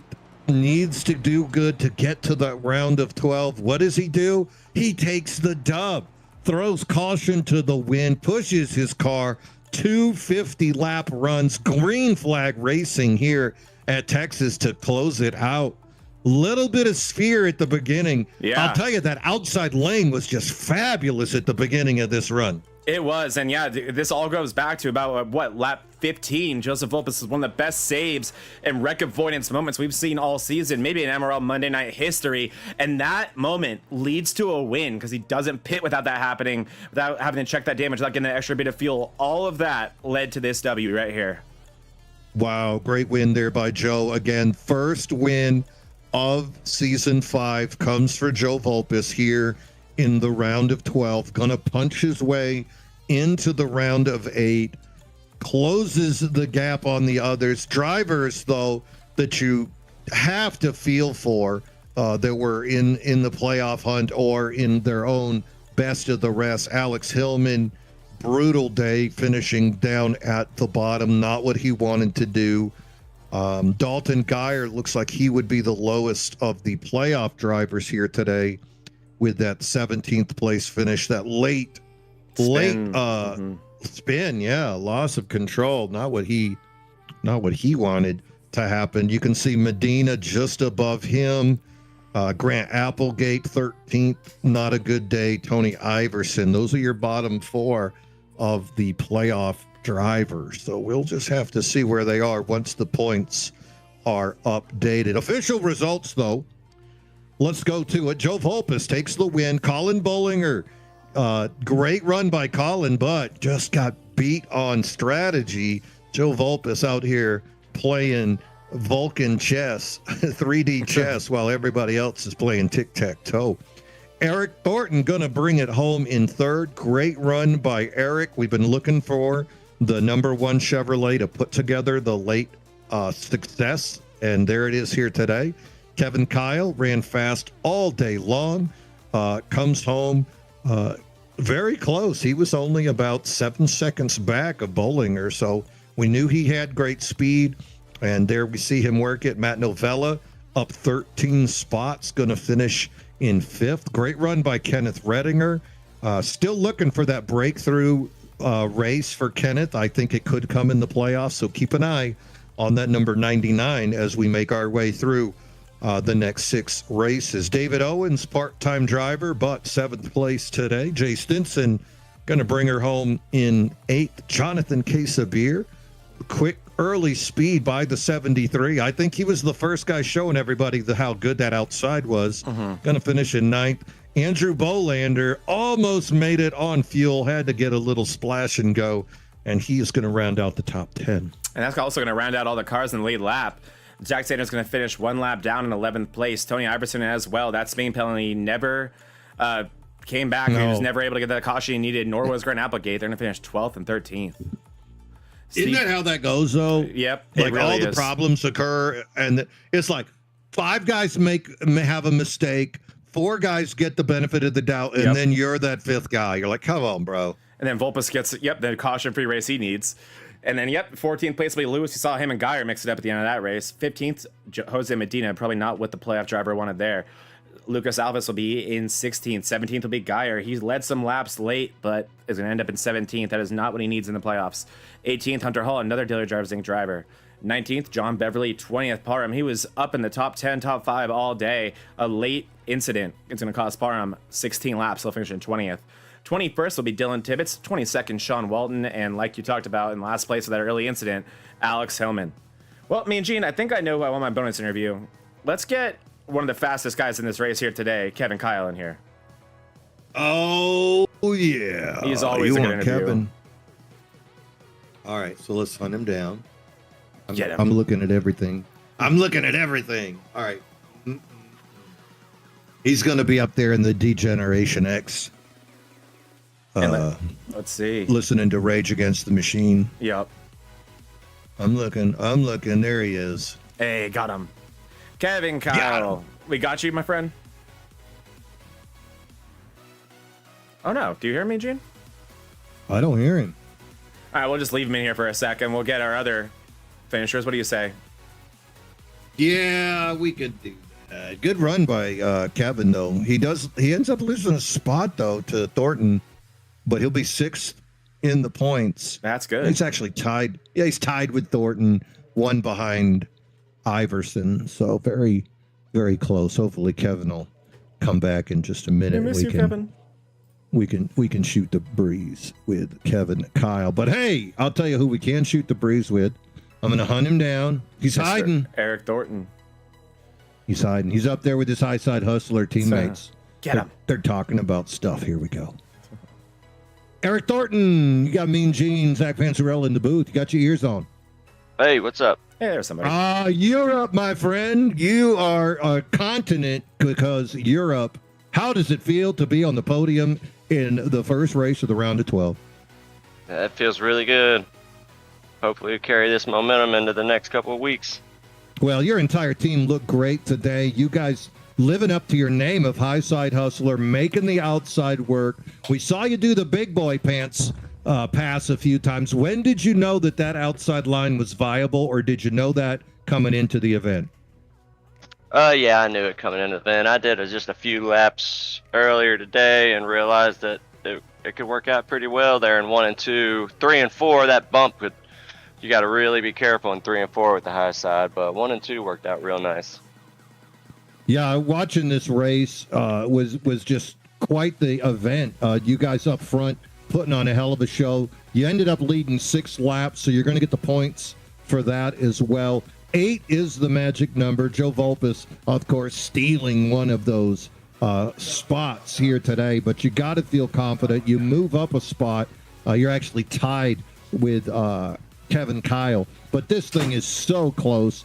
Novella just a few points, 5 points ahead of you. Iverson 3 points, so got to feel good going up into the next round. How do you what is your favorite stage out of all of these playoffs that you're looking at? Is it this stage or is it the next stage? Probably this stage. The next stage with Talladega being in, it's a big wild card. Yeah, nobody likes the super speedways except for the bottom 10 in points drivers. They always seem to love those Yeah. races because all of a sudden you're out there wondering who's the 1111 car and why is he up here with me? Yeah. I'll tell you, today, though, great racing here at Texas. We knew it was going to be a showdown. You are one of the 4 drivers that we've seen the last third of the season just pushing for the race. Today, no difference. Anybody you want to give a big shout-out to here today? Yeah, I'll give a shout-out to my girlfriend. She's always watching. Andrea, love you. Oh, I tell you what, you got to love true love. Andrea is always listening. Andrea, I had no doubt that Eric would make his tires last. Never a doubt. It was Zach. It was Zach who said those things. I would never say such a thing. Ever. Eric, hell of a run, bud. Go get Good yourself job. some rest, have a drink, and celebrate with your girl, man. You earned it. All right, thank you guys, as always. Thank you, man. Oh, yeah, that whole team ran great today, man. Putting on a show. And you got to love when the fam is supporting you, too. Oh yeah, it definitely helps. It takes a lot of time to be as competitive as someone like Eric Thornton is, so you got to have that support. So great to see. Kevin Kyle, we got you yet? Yeah. Hey, Yeah. look who we got, Hey. Yeah, hey, I'm buddy. up here. Welcome to the booth. Yeah. Hey, your man. What's your going on, bonus guys? interview today. Oh, then look at how he immediately sounds all upset, Mean Gene. Amazing drive today, Kevin. A lot of early speed, faded on that after that first caution. What was today like? Was it more of a dirty air day, or were the tires that important today? I don't know. I just raced as hard as I could, and I tried to take care of the tire. Felt like that first caution, or not the first caution, the first time I came in and got tires, the right front was at 80. So like I knew I was taking care of it. The left side wore a lot too. So I think it was just all about tire conservation and then just being efficient with it.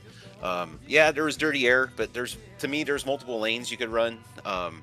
So yeah, it was cool. I thought I was gonna get a podium, and then I was excited to try to get third, and then as the laps started ticking down, I'm like, why isn't? Because I can't tell who's in first, so I was like, I wonder who's in first. I couldn't tell when I'm racing, So I was like, hoping this guy's gonna pit, and then, yeah, I crossed the finish line in fourth, and it's just like, dude, what the heck? So, but yeah, it's all good. Just another fell short again, so just gotta keep getting better. Yeah, Vulpes gonna Vulpes, and that's what happened today. Able to stretch it 50 laps twice at the end of that race to make that work. But here we are in the playoffs, and I'll pull up the points real quick, and I'll let you know where you are. You're currently sitting in 6th. You did lose a spot there, but you definitely gapped those below you. Bollinger losing 3 spots, so he's now 6 points behind you, and you do have a little bit of a cushion. So as you go through these next 2 races, or even today, are you in more of a points racing situation, or are you going for the gold? Does the mentality shift at all as we get in these playoffs? Yeah, I think for me, it has to I gotta go to that next level and try to win a race in this league. I think the only time I've won was at Super Speedway and then at Homestead.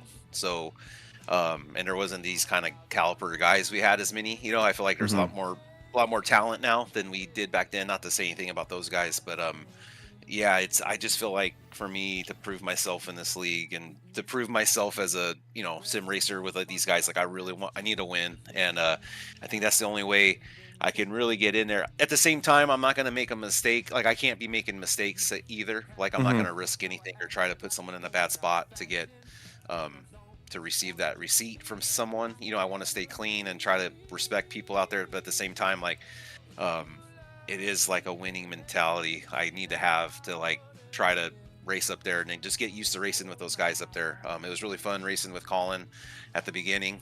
I was really nervous. Like, I was like, to be honest with you, like, I'm never really up there a lot. So when I am, it's the learning experience and just trying to just get better and being put in those situations and just, but yeah, no, it was a good race and proud of myself. And, Tony helped me a lot. Iverson and Jordan Fisher, those guys from Fish Speed.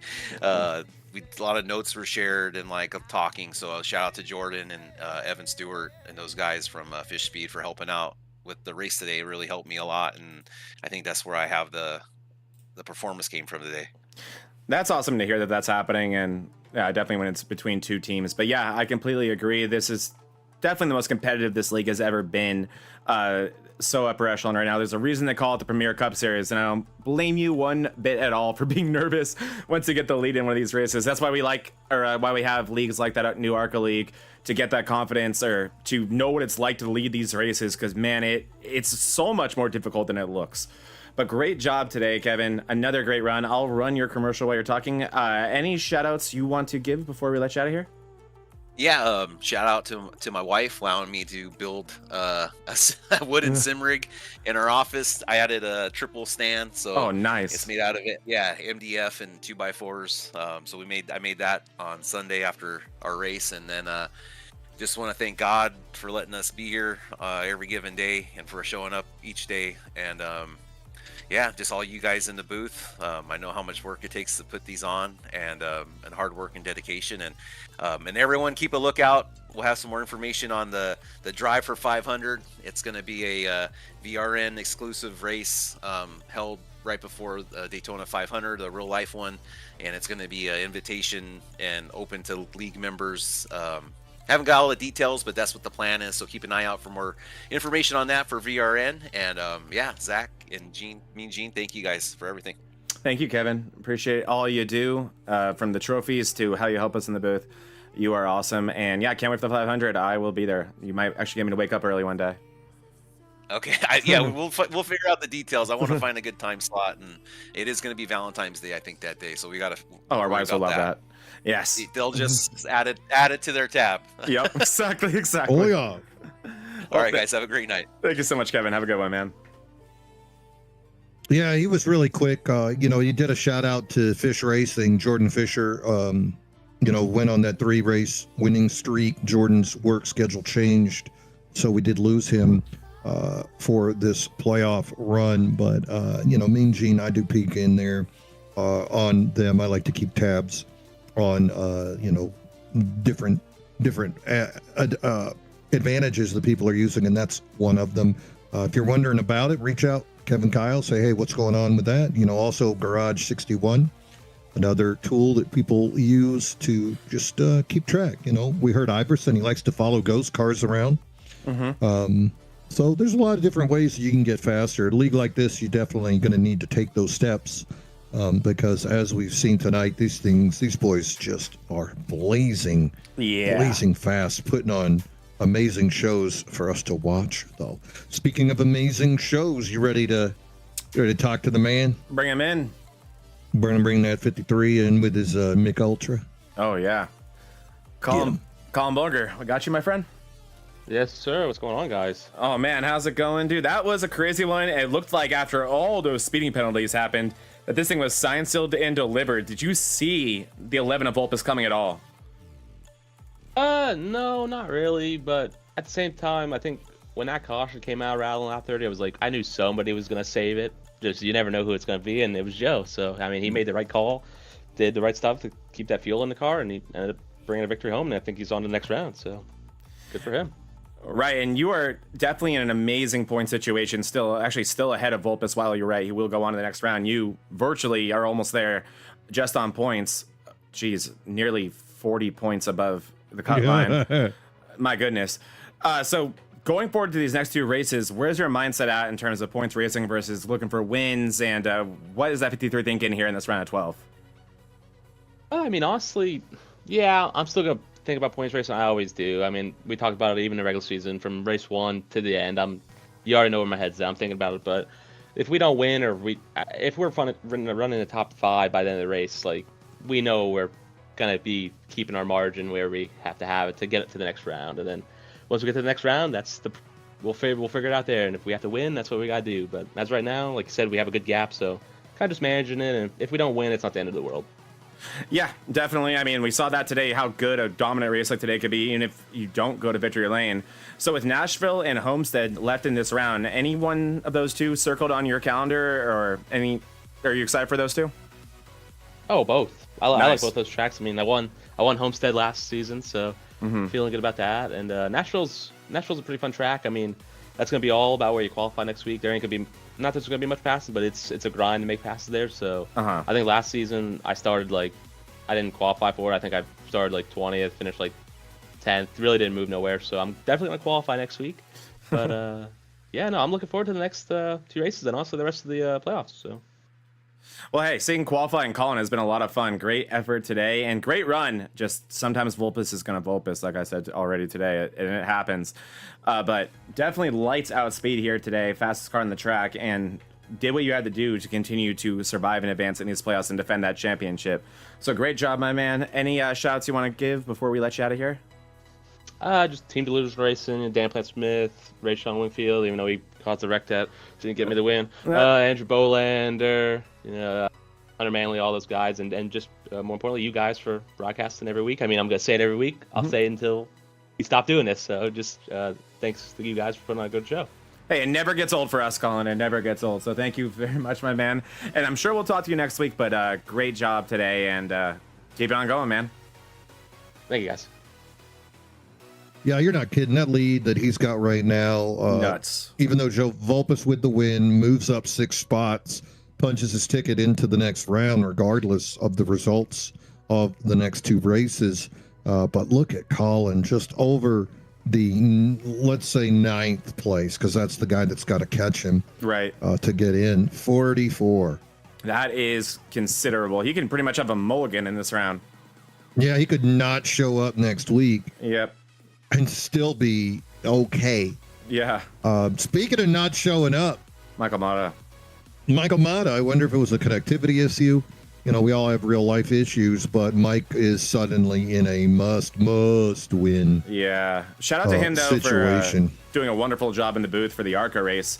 Sad that he wasn't able to make this race, but yeah, he did a great job in the booth there with a Hilltop Bullet covering that ARCA race. So we're very lucky to have Michael Mata on the VRN team now. I agree. So hopefully we'll get to see him come back next week. Nashville. The comment that Colin made about Nashville being hard to pass. I mean, real life, too. I went to Nashville last year, and no one passed anyone. You're not kidding. You are not kidding, my friend. It is a really hard one track. of the most boring damn races. The real life one, not the Monday Night Mayhem. There was some issues. And a lot of people would say the same thing about this racetrack, which is the beauty of iRacing sometimes, because this track in real life sucks. This place is the worst. But today, the outside lane just made all kinds of craziness. Oh, I love this We place. saw Case of Beer go to it early, and then all of a sudden, Tony Iverson, who loves the apron, decides, hey, I want to be one of the 2 trailer park girls. And sure enough, right around the outside, it was a pretty amazing run there. By him to make that happen here today. But I think the time is right. He's waited long enough. I think it's kind of special. Let's see what he's up to. Joe Vulpes, you got your ears on. Mean Gene, Zach Panzarella in the booth. Vulpes gonna Vulpes. So, was there enough fuel to do donuts? A little bit there at the end. Now, not too much. You want to give a big shout out to the technological advancements of Ford and the Joey Logano fuel line? No, because as well as anybody knows, at this point, I'm very good at saving fuel, and they pretty much came in here and said it. I'm sure Colin said it that as soon as he saw the way the race was playing out towards the end, there was like, well, Bolander can't make it, Geyer didn't have enough, and then Bollinger knew exactly what was going to happen. Now you got to be thrilled, Joe. I mean, 2 50-lap runs. That is special. And the other great part was, sure, at the end we could really see the time clicking off, but we've seen other people try this strategy. It backfire.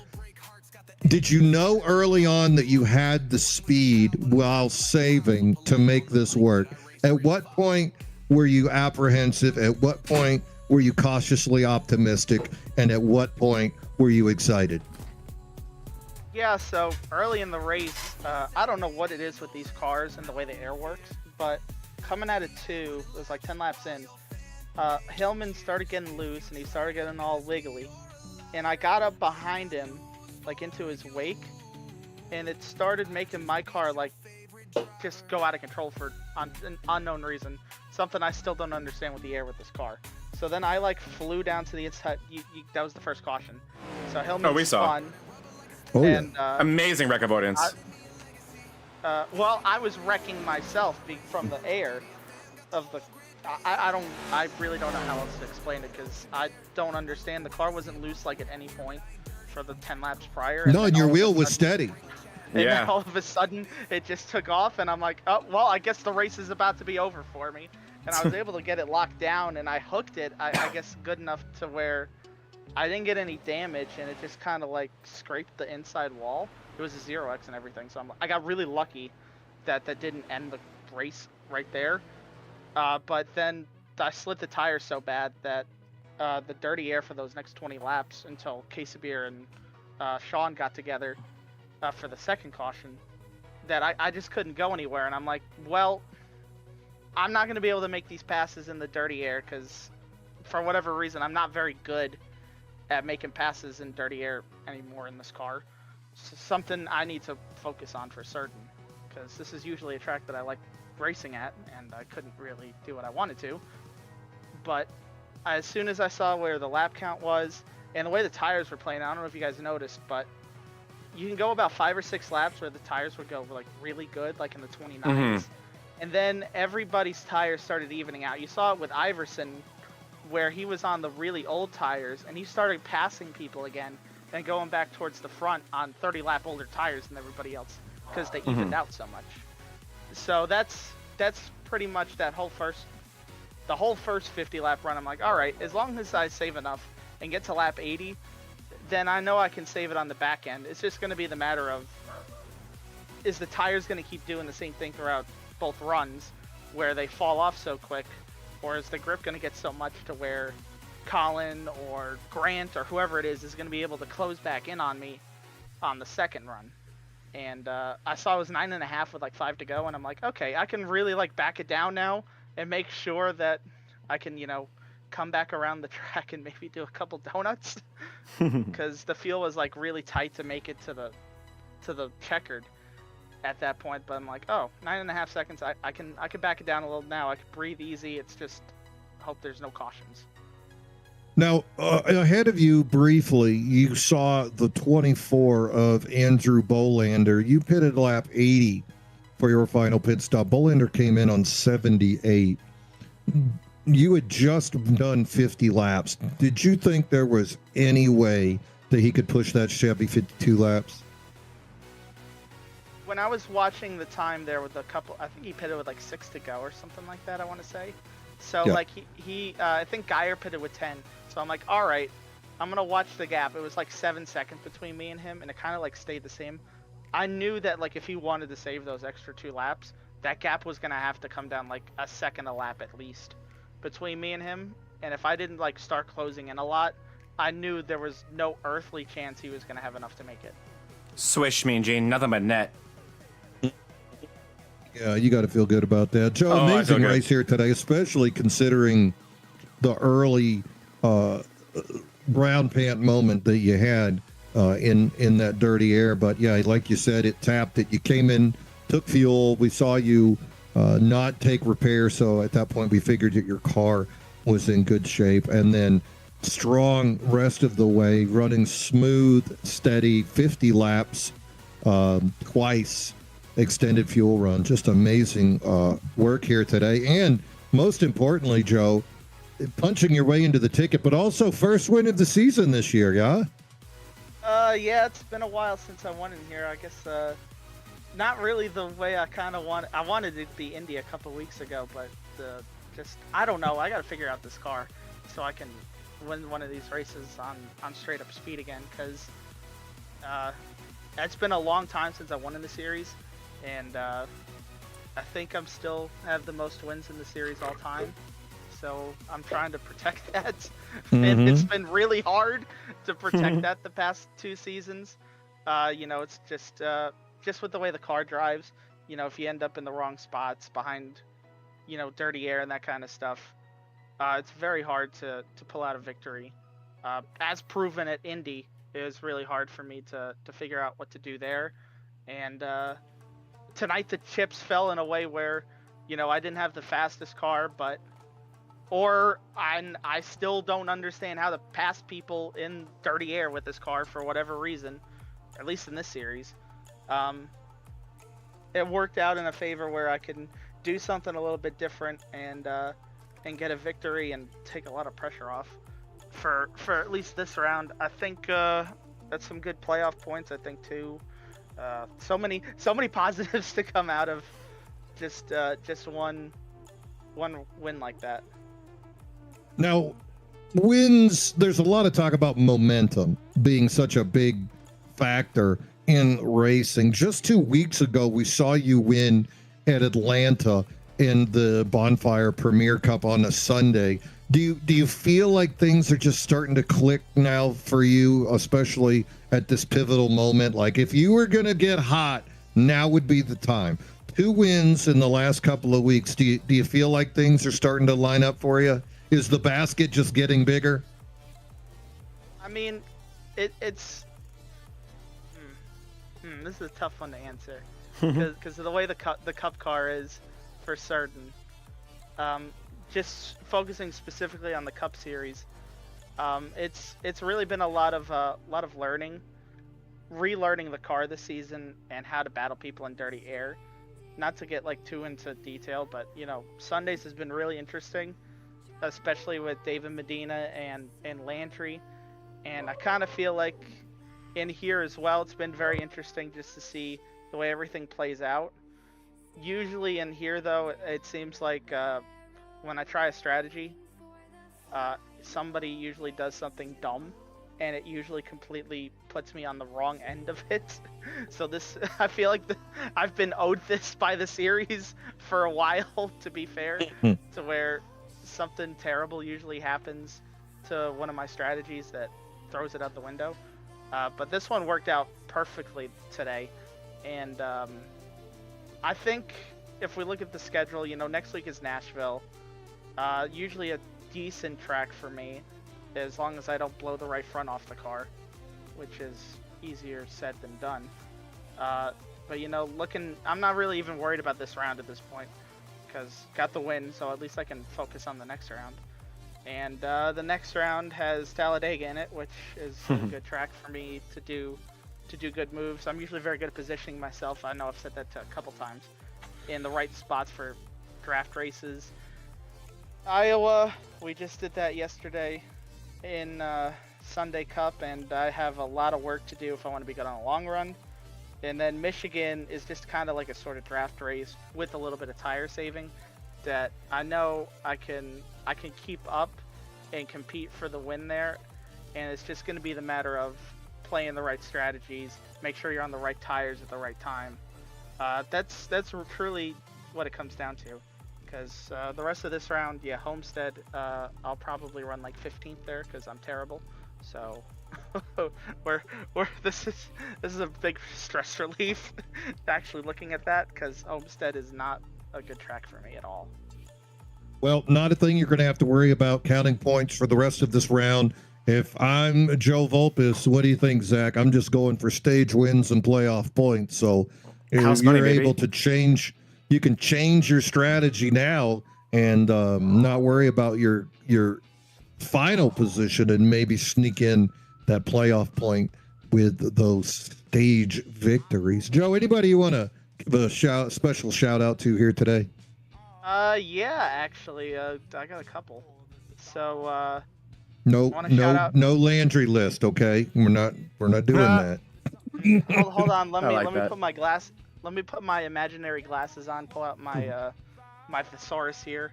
Oh, here comes his master's dissertation. Here we go. No. To be serious though, big shout out to my mom. She turned 60. Well, yesterday now. She turned 60 on the 10th. So happy birthday to my mom.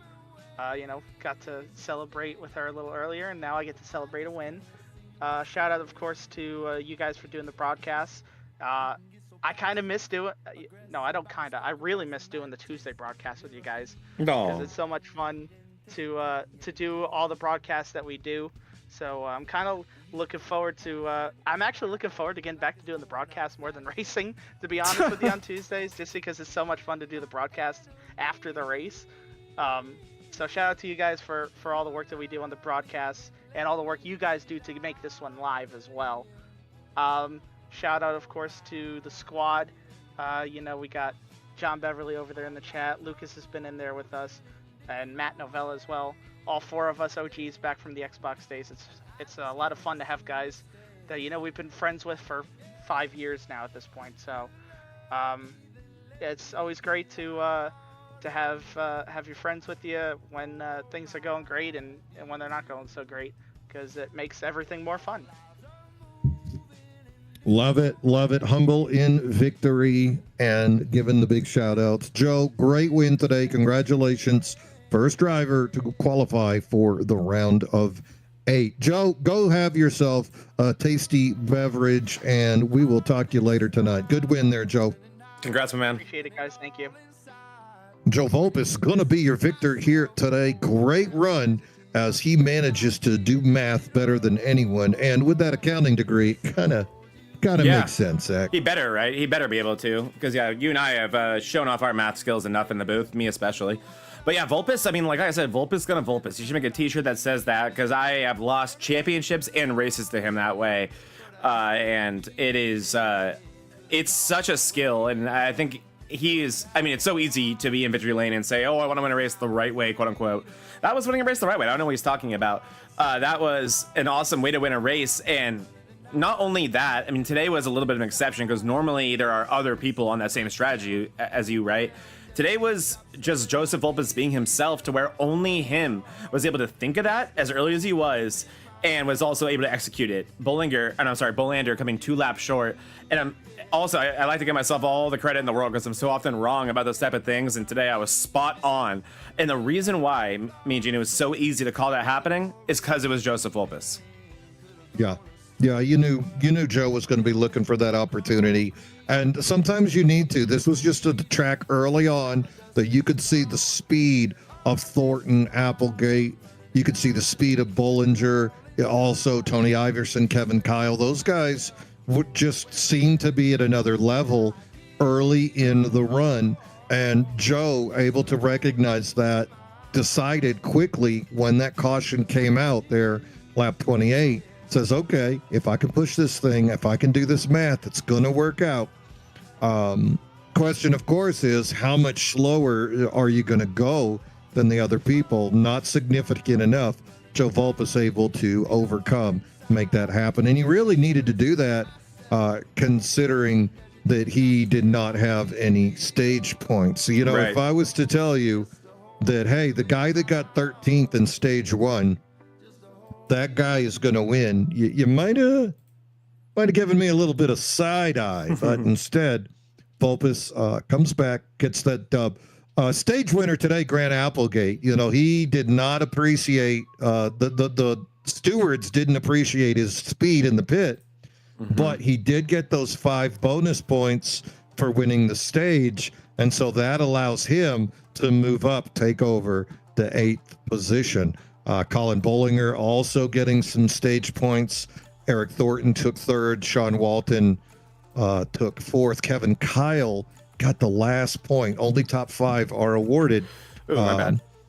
So it was actually Tony Iverson that was sad face. Yeah, wow. With 6th place in the stage. But you can see there as Grant Applegate moves up over Medina. So right now, Medina, Sanders, Dalton Geyer, all on the hot seat trying to figure out. They've had great regular seasons, but no one wants their season to end prematurely. But great racing here today. Wouldn't be possible without our great sponsors. Big shout out, Chantilly Lace Photography. It says weddings here on the box, but I assure you these guys do a whole lot more than just weddings. They do the entire family experience. You want to memorialize a graduation, an engagement, a wedding, a honeymoon, a bar mitzvah. They do boudoir photos. They do headshots for actors. So many opportunities. When you need that digital, you need that still photography. These are the people that you want to talk to. 3 locations on the East Coast: Charleston, South Carolina, Myrtle Beach, South Carolina, and in Savannah, Georgia. They travel. Over 20 years of experience, a staff of over 30. Krista and Brandon Guerin, these people, top 5 photography studios on the East Coast. These are the people that you need to talk to. Let's say you're a photographer, you're getting into the field and you want to check your lighting settings, trying to figure out what it takes to make that moment just that much better. Go out, reach out to them. Some of us, you don't even know what a fill light is. Well, guess what? That's important if you don't want that strange shadow from below. Reach out, talk to these guys now. They can help you make your moments even better. They put together the album for you. They can help design where you're going to take these photographies. That's Brandon and Krista Guerin. Reach out and use these guys in your next special moment. Also, big shout out to KK Woodscapes. Kevin Kyle making memories as well in the wood form. Want to reach out to KK Woodscapes to get a trophy for that win. We don't do stage wins yet, but you know what? Maybe if the right guy got a stage win. You never know. You never know. It's only a few bucks. Make it happen. Hey, if somebody's trying to recruit you to drive for their team, tell them, I'm going to need a hat from Ricky Mandela, and I'm going to need a trophy from Kevin Kyle. That does wrap up tonight's broadcast of Monday Night Mayhem, but it's not over. Plenty of more opportunities here on the Vortex Racing Network. You did see the doubleheader today. We saw the DDI ARCA Series just earlier as they started their season at Richmond. Hilltop Bullet did the broadcast along with Michael Mata. You just watched Monday Night Mayhem with Zach Panzarella, Mean Gene Money. Tuesdays on a break. They got 2 more weeks of recruiting races coming up. Reach out to David Buell, Matt Schofield, David Medina, or you can leave a message right here on the YouTube and we'll put you in touch with those guys. Thursday Thriller Truck Series, that's Kevin Kyle live on the Vortex Racing Network. You heard from him earlier, and Kevin's got a little present for us. Sounds like we're going to do a Daytona race prior, so that'll be a fun episode for folks to get involved with.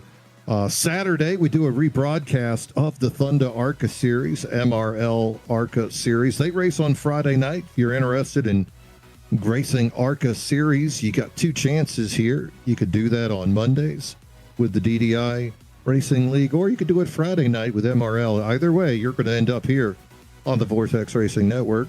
And then Sunday, wrap it all up with the Bonfire Premier Cup Series. How many wins will Jason Landry get? Tune in to find out as everybody else tries to. Hey, kudos to Vulpes because he broke up. And Landry was in the middle of he had won honestly 2, and then Vulpes broke it up. And then Landry came back and got him another one. So Yeah, that's gonna happen. Double yay to Joe Volpus for slowing that roll down. Don't teach these road course guys ovals, Mean Gene. This is what happens. No, man, convince them to turn right more and Seriously. more and keep them off the track. But there it is. Plenty of opportunities to get involved. It all depends on your iRating and your schedule. Reach out right here on YouTube. We'll get you in touch with the right guys, get you out there on the track. And who knows, you might be the next contestant on In the Booth with Mean Gene and Zach Panzarella. Zach, hell of a race, man. Can't wait to see what the boys do next week at Nashville. Qualifying gonna be so important. Yeah, it really is, and it's going to be a big race for a lot of these guys in this league. A really misfortunate race for so many guys who couldn't afford it in these playoffs. Dalton Geyer, Jose Medina, Parham, all those guys come to mind. So we're going to be keeping our eye on them as we go to Nashville. And like you said, qualifying going to be so important. Passing going to be at a luxury, or not abundant, I should say, there at Nashville. But really what that normally results in here on Mondays is just aggressive driving and hurt feelings, especially in the playoffs. So I'm looking forward to it. Yeah, I mean, you got to make a pass on the restart. You got to make those passes on the restart. And coming out of the pits, you have to go extra fast coming out, extra fast coming in. Every inch counts on a track like Nashville. And I think we're going to see these drivers just pushing these cup cars to the limit. Going to be a hell of an exciting show next time when we see these boys in the second round, the second race of the round of 12, which will be at Nashville Super Speedway. Ladies and gentlemen, thank you so much for joining us this evening. It's been our pleasure to bring you this action. Joe Volpus takes the win here tonight. Congratulations to Joe punching his ticket to the round of 8. Who will be the next? We'll find out just next week. On behalf of myself, Mean Gene Money, Zach Panzarella, big shout out to our sponsor, Chantilly Lace Photography, KK Woodscapes. Without them, this would not be possible. Thank you to the league admins, and big shout out to you, the fans at home. Take this opportunity, hit like, hit share, hit subscribe, make this thing blow up the way that it should, and can't wait to talk to you next time. As always, bottoms up and hammer down.